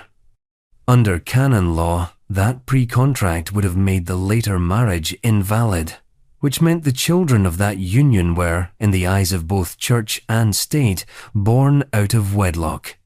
The timing of this revelation was convenient. There had been no whispers of illegitimacy while Edward IV was alive, no protestations during his son's upbringing, no clerics demanding a review. But the moment Richard seized power, the story emerged fully formed, legally airtight, and ready for Parliament. Titulus Regius didn't just smooth Richard's path to the throne. It attempted to annihilate any rival claim, and it nearly worked. For the short remainder of Richard III's reign, the law stood. Edward V and his brother were declared nullities. Their disappearance from the Tower of London became, by implication, less alarming. They were no longer royal heirs, just unfortunate noble boys caught in political crossfire. But Richard didn't keep the throne for long. In 1485, he was defeated and killed at the Battle of Bosworth by Henry Tudor, who took the crown as Henry VII. And Henry had a problem. He wanted to marry Elizabeth of York, the eldest daughter of Edward IV, and Elizabeth Woodville. She was beloved by the people. Their marriage would unite the warring houses of Lancaster and York, but according to Titulus Regius, she wasn't a legitimate princess. She was the daughter of an invalid union. So Henry did something very efficient. He had the document destroyed. Within months of taking the throne, Henry VII passed legislation repealing Titulus Regius. He ordered every copy burned, every reference expunged. Anyone caught preserving a copy would face punishment. It was, quite literally, an attempt to delete a legal memory from England's political hard drive. Only one copy survived. The chronicler Thomas Rouse had transcribed it in his historical writings, and thanks to him, the document's contents remain known today. But officially, Titulus Regius was purged from the record, and yet its damage lingered. The very act of needing to repeal it highlighted the fragility of Tudor legitimacy. Henry VII claimed to rule by right of conquest, but his dynastic claim was weak.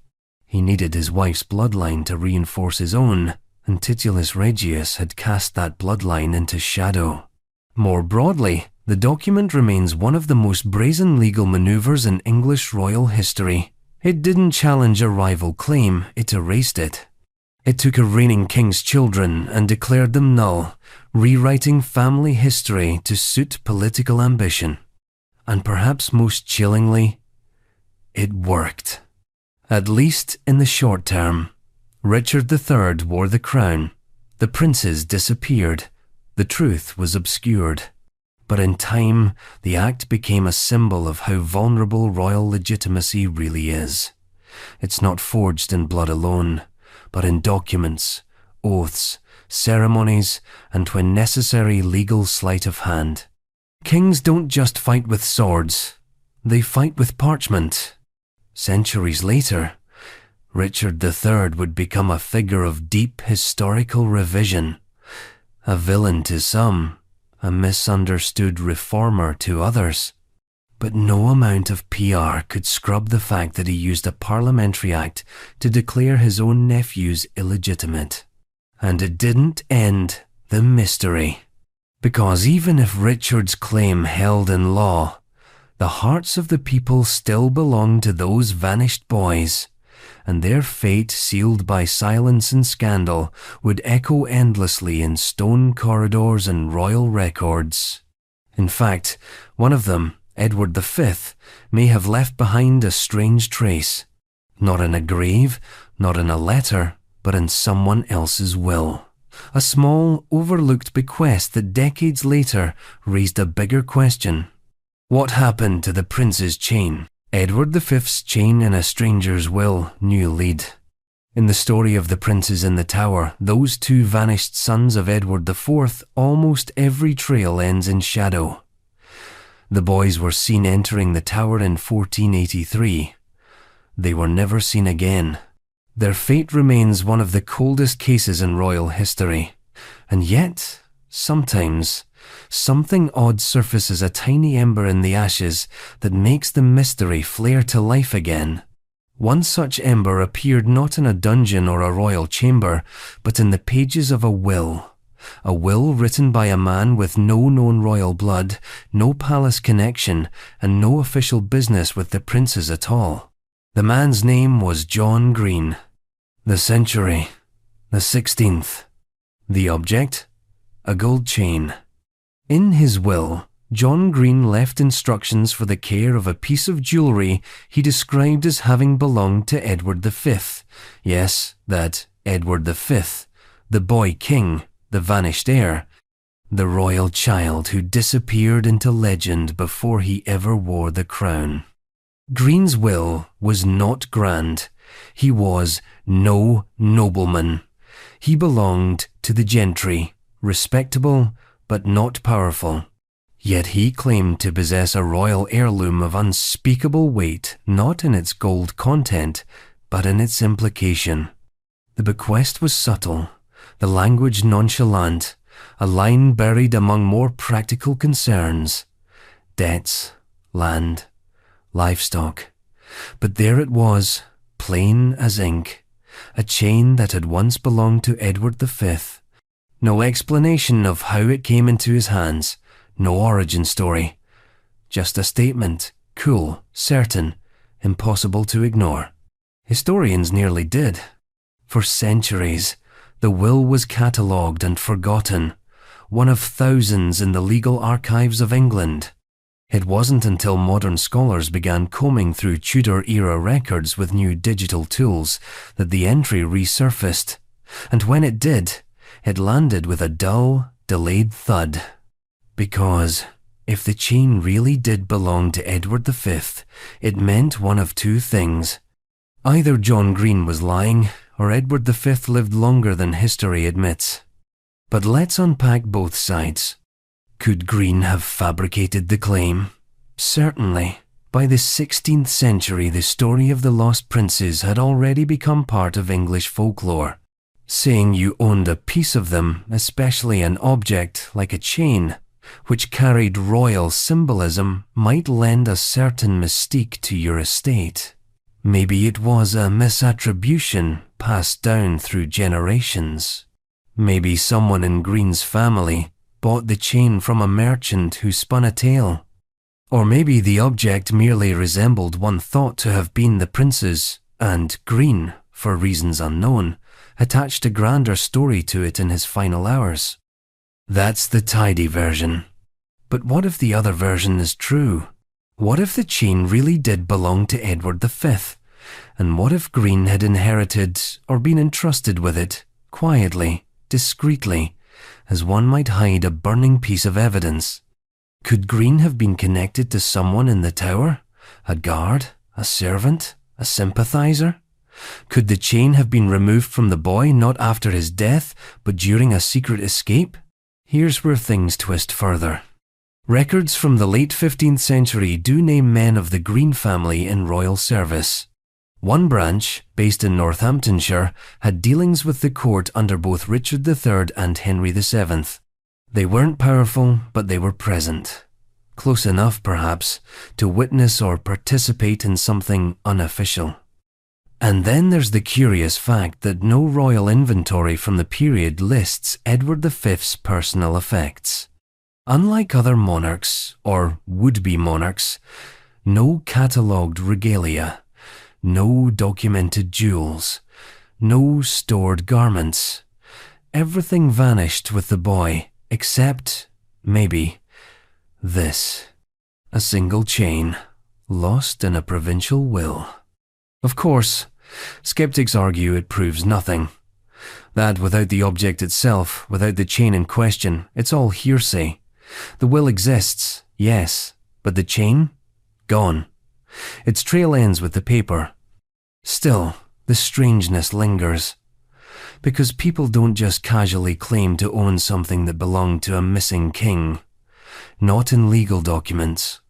Not when reputations and inheritances are at stake. And certainly not when the case still burned hot in the national imagination. Did Edward V survive? Was he smuggled out of the tower under the noses of his enemies? Was the chain a keepsake from a life continued in secret? Or was it all a carefully constructed false memory, embedded in a family story that outgrew the truth? We'll likely never know. But the mystery of the chain isn't just about metal. It's about the fact that, decades after the supposed death of a king, someone was still writing him into history as if he had never quite been erased. And even in death, Edward V continues to resist finality. In fact, one of the many loose ends of his story is the very place we think he died, the Tower of London. But what if we're not even sure where in the tower it happened? Because the site of his death, like his body, may not be where it's supposed to be. Where exactly did Henry VI die? Some kings die on battlefields, swords drawn, banners torn. Others, like Henry VI, disappear behind walls forgotten by their own century, then endlessly debated by everyone who came after. Officially, Henry VI died on the night of May 21, 1471, in the Tower of London. Unofficially, he was absorbed into a mystery that is never quite settled. A ghost of a monarch whose final moments are still up for debate, not just in terms of cause, but location. That's right, we don't actually know where in the tower he died. The standard version, offered by most popular histories and long displayed at the tower itself, points to the Wakefield Tower, a circular fortress with thick stone walls and a commanding view over the Thames. There's even a plaque inside it, a simple stone marker that reads, with solemn finality, "Here died Henry VI, 21 May 1471. Visitors pass by it like they're crossing into sacred ground. But the truth is more complicated, because there is no reliable contemporary source confirming that Wakefield Tower was the place of death. The plaque itself was added centuries later, based more on tradition and speculation than primary evidence. So if not Wakefield Tower, then where? Let's rewind to the context of his death. Henry VI was never a commanding ruler. He was pious, gentle, and politically ineffective, traits that might work for a monk, but not a medieval monarch trying to survive the Wars of the Roses. By 1471, the Yorkist cause had triumphed. Henry had been deposed again, and Edward IV had taken back the throne. Henry's only son had just died at the Battle of Tewkesbury. His queen was imprisoned. His allies were either dead or in exile. He was alone. The official word was that Henry died of melancholy, that he simply faded in grief after hearing of his son's death. The court accepted this explanation, with the kind of quiet discomfort reserved for things no one believes, but everyone agrees not to challenge. But everyone knew what really happened.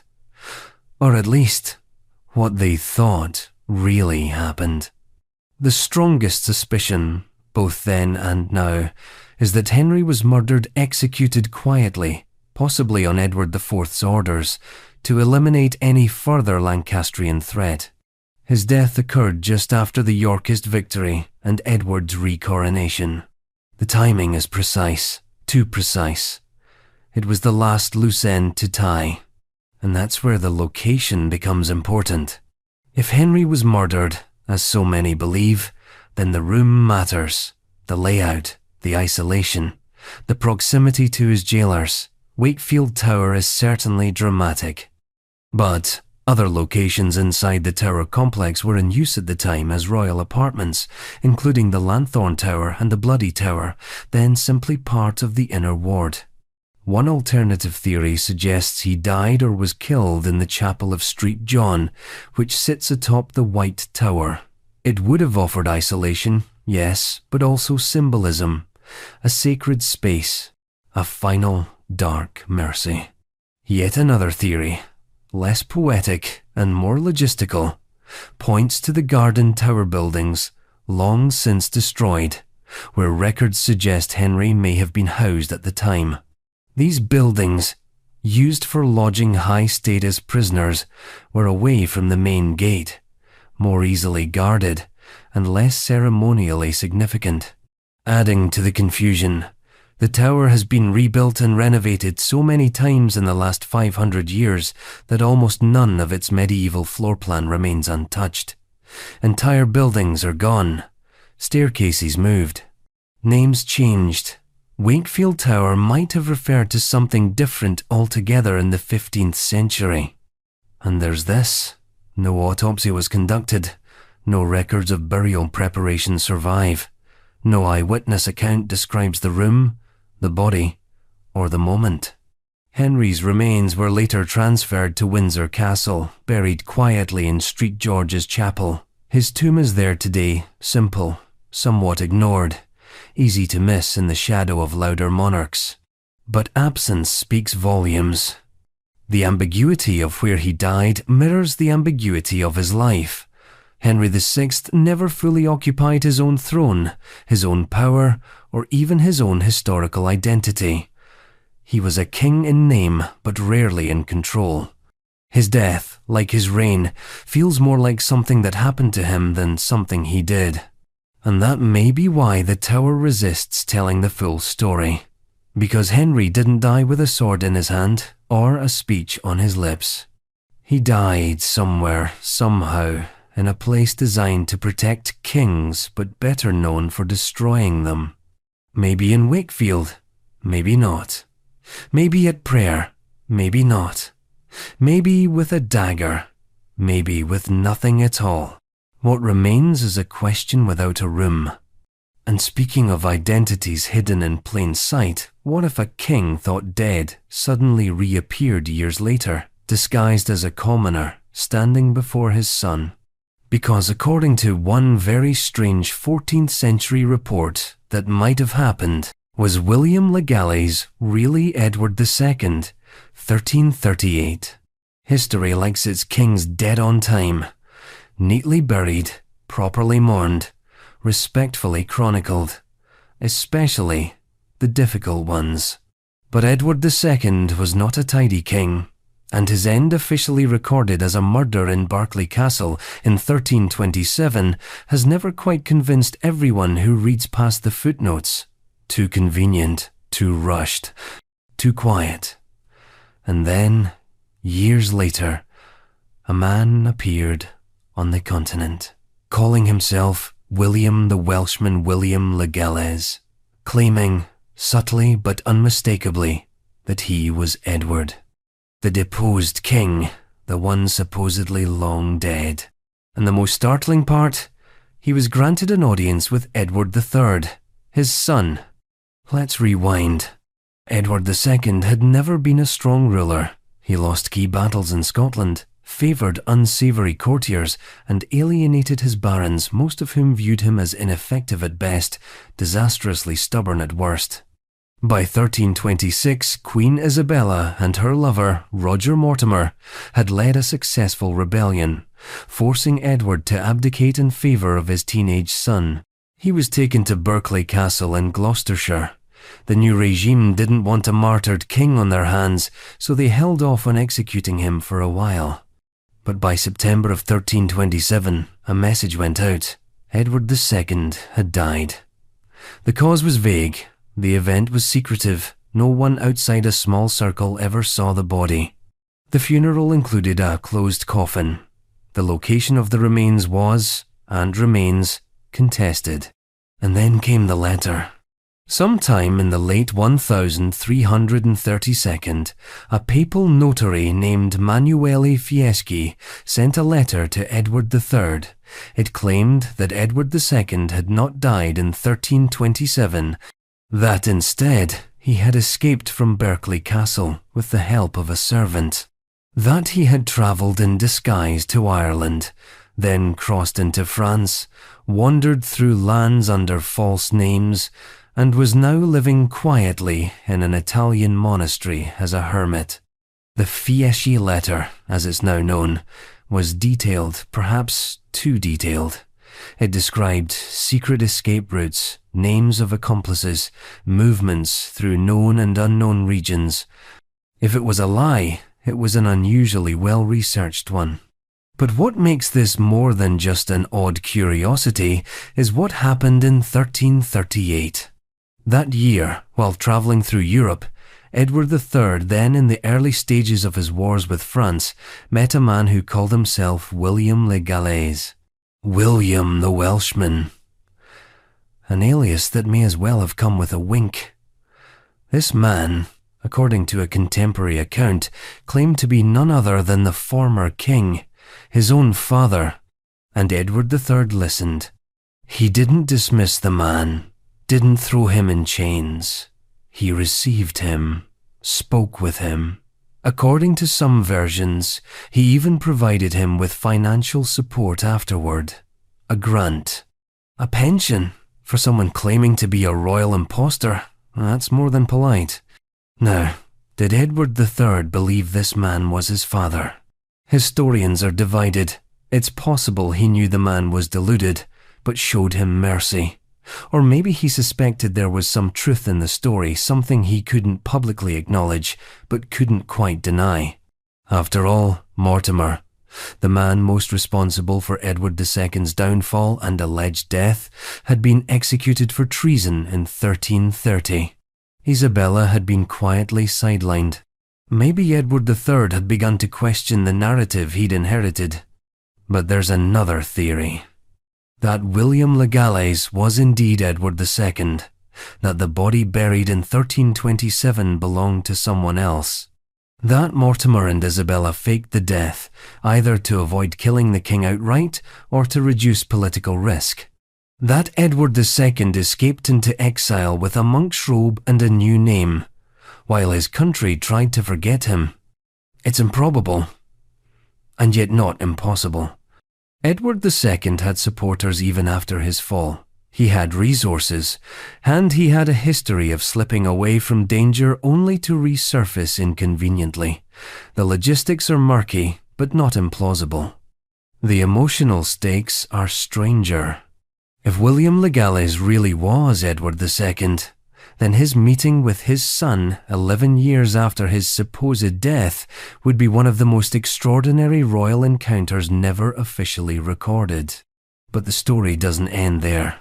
Because in the decades that followed, the legend of Edward II's survival became a kind of quiet undercurrent in English memory. Chroniclers revisited the story. The Fieschi letter was preserved. The meeting in Koblenz between Edward III and a man who should have been dead was mentioned but never explained. No proof, no grave, no conclusion.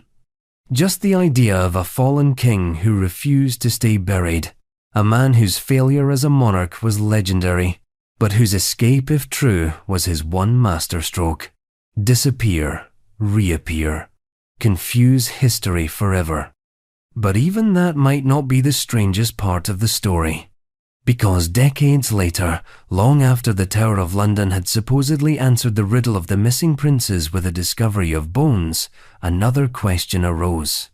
Why didn't those bones solve anything? Why didn't the 1,674 tower bones end the prince's case? It should have been the final chapter. In 1674, nearly 2 centuries after Edward V and his younger brother disappeared from the Tower of London, workmen demolishing a staircase in the White Tower made a discovery.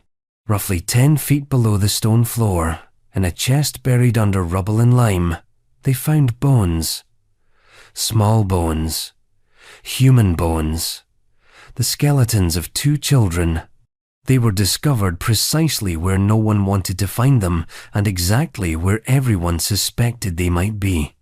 It was immediately assumed they were the remains of the lost princes Edward V and his brother Richard, Duke of York. The same 2 boys who had vanished in 1483 under the protection or control of their uncle, Richard, Duke of Gloucester, who became Richard III. The theory was that the boys had been murdered in secret and buried in haste, their bodies hidden beneath a now demolished staircase within the tower grounds. Problem solved, right? But history rarely gives us such neat conclusions, and the 1,674 bones, rather than closing the case, only made it murkier. Let's begin with the discovery itself. The bones were not subjected to any serious analysis. There was no forensic science in the 17th century, not in any meaningful form. The skeletons were identified as the princes largely on assumption and convenience. They fit the narrative. 2 boys, hidden in the tower, found beneath stone and lime, which was sometimes used for preservation or alternatively to speed decomposition. Close enough. King Charles II ordered the remains to be placed in Westminster Abbey, where they were interred with royal honours in an urn bearing their supposed identities. The tomb was inscribed, the story filed away. And yet, even at the time, there were questions. Some accounts claim that the skeletons were incomplete. Others noted that the surrounding area contained animal bones and building debris, suggesting the chest may have been a catch-all burial or even a dumping site. There was no record of clothing, shrouds, or any personal items found with the bodies. No context, just two small skeletons and centuries of speculation. Fast forward to the 20th century. In 1933, during a period of renewed historical interest and under increasing public pressure, the Abbey allowed the bones to be examined, not removed, not tested, but studied in place. A team of anatomists and dental experts was brought in to determine the age and condition of the remains. Their findings were ambiguous. The larger of the two skeletons was estimated to be about 12-13 years old, aligning with Edward V's age at the time of his disappearance. The smaller was thought to be roughly 9-11, but Richard, Duke of York, was around 10, so that almost fit. However, the condition of the bones suggested they had been jumbled, possibly mixed with animal remains. The experts couldn't agree on the sex of the skeletons. And the examination was limited by the technology of the time. No DNA testing, no radiocarbon dating, no definitive conclusion. In short, compelling, but not conclusive. Calls for further investigation have persisted ever since. In the early 2000s, prominent historians and even members of the royal family suggested that modern forensic techniques could finally provide answers. DNA from the bones could be compared to known Plantagenet descendants. Carbon dating could establish time of death. But the Church of England, which oversees Westminster Abbey, declined. Their official reasoning? Ethical concerns. The remains were buried with royal honours, and disturbing them again would violate the sanctity of the tomb. The subtext? Opening the urn might not bring clarity, it might open a new wave of national discomfort. Because if the bones aren't the prince's, then where are they? And if they are, who killed them? That's the real problem. The Tower bones don't offer closure. They offer implication. If we accept they are the prince's, we're still left with the question of who buried them, who ordered the murder, who got close enough to carry it out. Richard III? Henry VII? A rogue agent? A family member? Every answer leads to another accusation. And so the mystery lingers. Official history makes a quiet nod to the 1674 discovery. Tour guides point to it. The urn is photographed. But even the Tower of London, with all its plaques and dramatised tours, presents the case as unresolved. They may have been found, the story goes, but we still don't know the whole truth. And that's the most honest answer anyone can give. Two boys went into the tower. Two skeletons came out of the rubble. Centuries lie between those two moments, and nothing ties them together beyond proximity and assumption. It's not proof, it's a suggestion in stone. And while the bones remain sealed behind their urn, another royal artifact was believed to have been sealed forever in history. The Tudor crown, melted down, lost to time, gone. Or was it? Because centuries after Cromwell supposedly destroyed the royal regalia, a detectorist heard a beep. The Tudor crown, gone or not? There are royal symbols you can fake, crests, portraits, Latin mottos etched in gold, but a crown? A crown is the real thing. It's heavy, sacred, public. It turns a man into a monarch, and a dynasty into something more than just a family with swords. So when Oliver Cromwell melted down the medieval crown jewels in 1649 after the execution of Charles I, it wasn't just an act of practical republicanism, it was an obliteration of memory. No more divine right, no more anointed kings, no more literal crown. The Tudor crown, in particular, was believed to have been destroyed completely. This was the crown used in the coronations of every English monarch, from Henry VII to Charles I. We know what it looked like because of paintings, coins, and records. 5 arches, rich enamel, precious gems, gold fleur-de-lis, a cap of crimson velvet. Regal, yes, but also distinct. It was the symbol of royal continuity. And in a wave of anti-monarchy fervour, Parliament decided it had to go. In the 1649 inventory drawn up by the Republican regime, the Tudor crown was valued for its raw materials: gold, pearls, sapphires. The stones were removed and sold. The gold was sent to the mint and turned into coins. The cap was burned.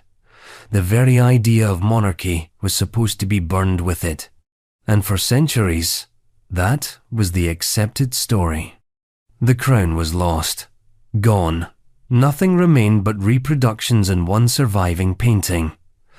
Charles I wearing the Tudor crown with a haunted look in his eyes, painted before the blade fell. But then something beeped in a field in Northamptonshire. In 2017, a metal detectorist named Kevin Duckett was scanning a patch of land near Market Harborough. What he found was small, delicate, and covered in soil.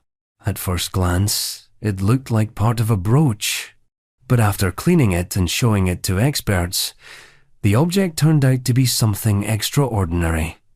A golden figurine of a king, seated and holding an orb and scepter, enamelled in blue and red.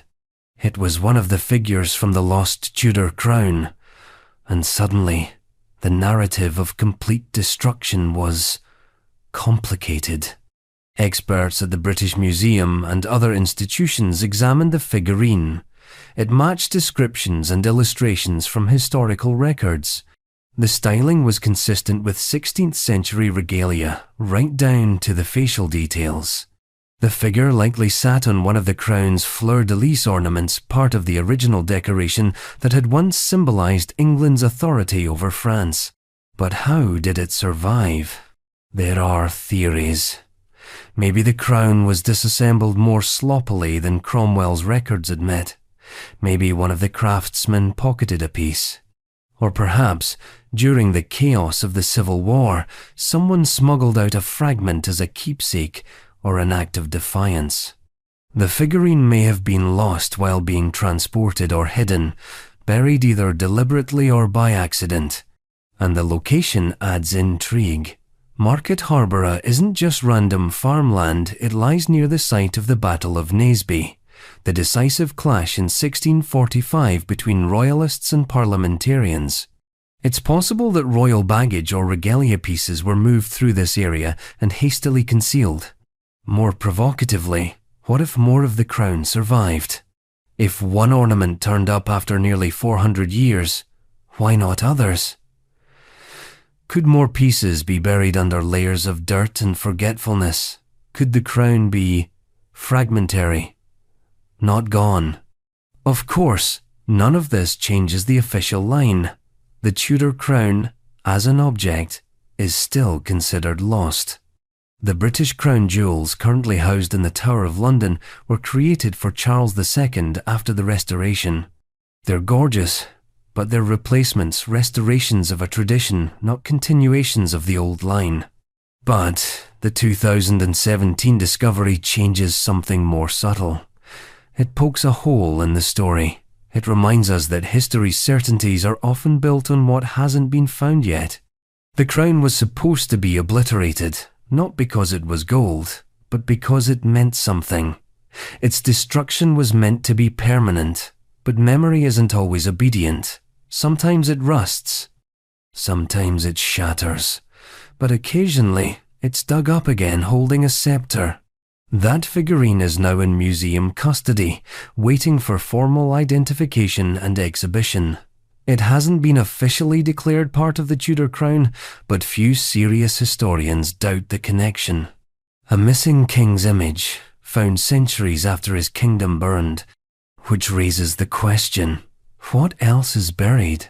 Because the next royal mystery doesn't involve gold or regalia, it begins on a staircase, a very real one.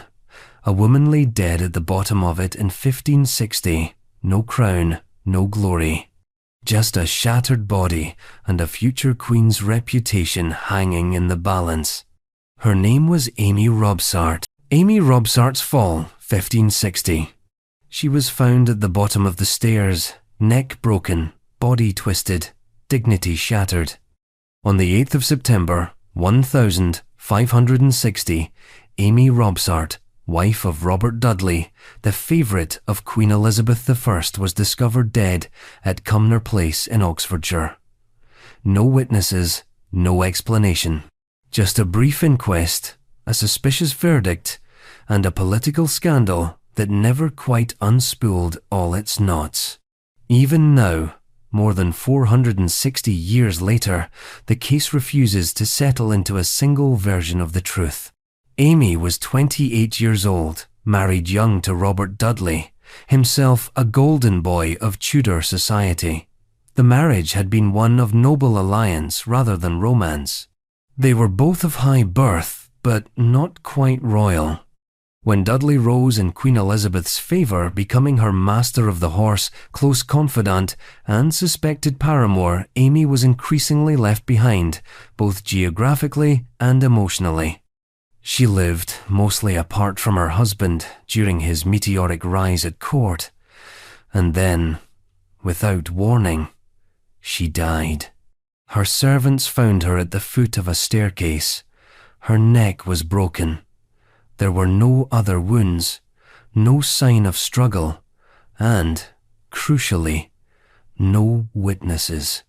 At the time, Dudley was with Elizabeth at Windsor Castle, far from Cumnor. But proximity wasn't the issue. The problem was motive. Because with Amy out of the picture, Dudley, who many believed Elizabeth wished to marry, was suddenly free. And everyone noticed. The inquest returned a verdict of misfortune, an oddly clinical term for a tragic death. Not accident, not natural causes, not foul play. Just misfortune. A Tudor shrug. The official coroner's report, preserved in the National Archives, was oddly vague. It noted the broken neck, the location of the body, and little else. The inquest had been held in secret, without public scrutiny, and the records were hidden from view for centuries. That fact alone cast suspicion over the findings. Whispers spread immediately. Many believed Amy had been murdered either directly, by order of someone eager to remove an obstacle to Elizabeth and Dudley's union, or indirectly, by pressures that drove her to a despairing fall. But then again, maybe it was an accident. Cumnor Place was not a well-maintained manor. The stairs were reportedly steep, uneven, and poorly lit. Amy may have fallen simply and tragically. Some reports suggested she was ill at the time of her death. There were rumours she suffered from breast cancer, which could have made her bones brittle and more prone to breakage. Others claim she had a swollen sore or an ulcer, which might explain her isolation and discomfort. Still, many historians find the accident explanation too tidy. If Dudley had no hand in the death, someone else might have. The political climate was cutthroat. Dudley had enemies who feared the prospect of him marrying the Queen. Removing Amy could ruin him publicly, exactly what his enemies would want. A carefully staged death, made to look like murder, could have been designed to implicate Dudley without implicating them. And it worked. Whether he was innocent or not, Dudley's chances of marrying Elizabeth effectively died with his wife.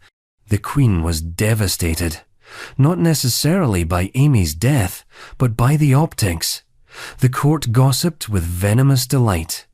European ambassadors reported rumours of scandal to their monarchs. Elizabeth's advisors warned her that marrying Dudley now would destroy her credibility and threaten the stability of her reign. She never did marry him. Dudley remained at court.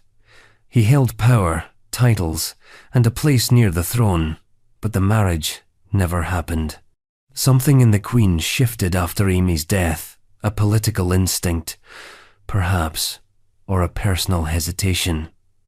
Love is powerful, yes, but public perception in a Tudor court was lethal. Amy, meanwhile, was buried in St Mary's, Oxford. Her tomb is plain. Few visitors linger there. In death, she became an accessory to other people's ambition, a royal inconvenience, a question mark at the foot of a staircase. In modern times, forensic pathologists have reviewed the case. Some believe the injuries described in the coroner's report are consistent with a fall, perhaps exacerbated by bone disease. Others suggest that the absence of defensive wounds or other trauma supports the accident theory. But again, there are no witnesses, no photographs, no surviving evidence. Just a dead woman, a royal scandal, and a verdict that feels too neat. In the end, Amy Robsart became a footnote to other people's stories, a plot device in the drama of Elizabeth and Dudley. But the mystery of her death still hums in the background of Tudor history, quietly, persistently, waiting to trip up anyone who thinks they've figured it out. And if Cumnor Place had a reputation after her fall, it was nothing compared to another address. A towering fortress with more than one royal secret to its name. Because the Tower of London doesn't just hold bodies, it holds reputations hostage. And its death-stained reputation has long outlived the kings and queens it swallowed whole. The Tower's death-stained reputation. The Tower of London does not whisper, it groans. Under the weight of centuries, under the footsteps of monarchs, traitors, martyrs, and ghosts. It is one of the most iconic fortresses in the world, and yet no one ever seems to talk about it fondly. Because behind its postcard angles and ceremonial guards lies something darker, something soaked into the stones themselves. It is not just the place where kings kept their crowns. It's the place where they lost their heirs, their friends, their wives, and sometimes their minds. The Tower's reputation isn't a single mystery, it's a reputation built out of them. Let's start with the architecture. Massive stone curtain walls, arrow slits, iron gates, moats, execution scaffolds. The place was designed to project permanence and power, but over time it became more prison than palace. It held queens, bishops, princes, ministers, spies. Some walked out, most didn't. Its official role, since its 11th century construction by William the Conqueror, was as a royal fortress and residence. But even in the earliest accounts, there's unease. It was a place where kings consolidated control by locking away those who challenged them. Those who disappeared behind its gates tended to be seen again only on paper. A death certificate, a confession, a stripped title. In some centuries, it was quiet. In others, it was practically overbooked. Under the Tudors, especially, the Tower became synonymous with paranoia. Henry VIII sent more than one queen through its gates, Anne Boleyn and Catherine Howard among them. Both entered as queens. Both exited via the scaffold. Not even royalty was safe from the blade when the Tower was involved. And the irony? The Tower wasn't even built for executions. In fact, most public executions took place outside on nearby Tower Hill so the crowd could watch. But a select few deaths occurred within its walls by royal order in the shadowed interior. These were the deaths that truly shaped its legend. High profile, high treason, high drama. Anne Boleyn's ghost, reportedly wandering near the chapel. the whispered prayers of Lady Jane Grey, the 9 Days Queen, beheaded at just 16. Even Guy Fawkes is said to have been interrogated in its chambers, though how much of that story is performance and how much is pain is a mystery in itself. Then there are the unexplained sounds. For generations, yeoman warders, also known as beefeaters, have told stories of unexplainable phenomena. Doors slamming, voices in empty rooms, cold spots in warm air, apparitions walking halls that should be silent. These are not fringe reports, they are part of the tower's lore, passed down like grim souvenirs. One of the eeriest details? The tower rarely resists retelling its own mysteries. Even its official learning resources, the pamphlets, the plaques, the guided tours, lean into ambiguity, especially in the case of the princes in the tower. One would think a government-run historic site would pick a side, confirm a theory, offer closure. But no, the tower's own website lists their fate as unknown. Its education material for schools still frames the case as unsolved, as if the place itself wants the ghosts to stay alive. That ambiguity is part of the magic and the horror. The tower doesn't need to solve anything. It just needs to stand there, brooding, collecting stories, offering no comment. The walls won't answer you, the cells won't explain themselves. The ravens might whisper, but only if you're not listening. Even the modern crown jewels now kept securely within the tower seem like glittering distractions from the blood in the bricks. They sparkle in a space that once saw silence, steel, and sorrow. The contrast is almost sarcastic. But perhaps the darkest aspect of the tower's reputation is how it sanitizes its secrets over time. Murder becomes mystery. Imprisonment becomes intrigue. Political executions become historic moments. It's a museum now, a tourist destination, a selfie backdrop. The blood has been mopped up but never erased. Its reputation, still intact, still stained, still whispering something too quiet to quote, but too loud to forget. And so, the tower remains not just a place, but a character. One that swallows people and spits out stories. Some of those stories are embellished, some are entirely fabricated, but others are too detailed, too strange, and too well preserved to dismiss. Like the official story of the princes, the one taught to children in schools across England, the one that ends not with an answer but with a question mark. Because even now, centuries later, the state itself won't claim to know what happened. And neither will the tower. The prince's story retold for schools, and still no answer. Every school child in England hears the tale.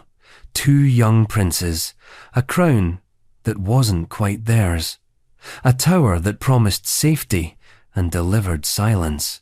It's taught carefully, almost cautiously, the kind of story you present with wide eyes and soft endings. The kind of story that makes history feel like a bedtime tale, just strange enough to remember, but not quite disturbing enough to question. And yet, even in the official educational materials distributed by the very institutions that preserve British history, one fact remains startlingly intact. No one says what really happened to them. No one can. Edward V and his younger brother, Richard, Duke of York, were the sons of King Edward IV. When their father died in 1483, 2-year-old Edward was next in line for the throne.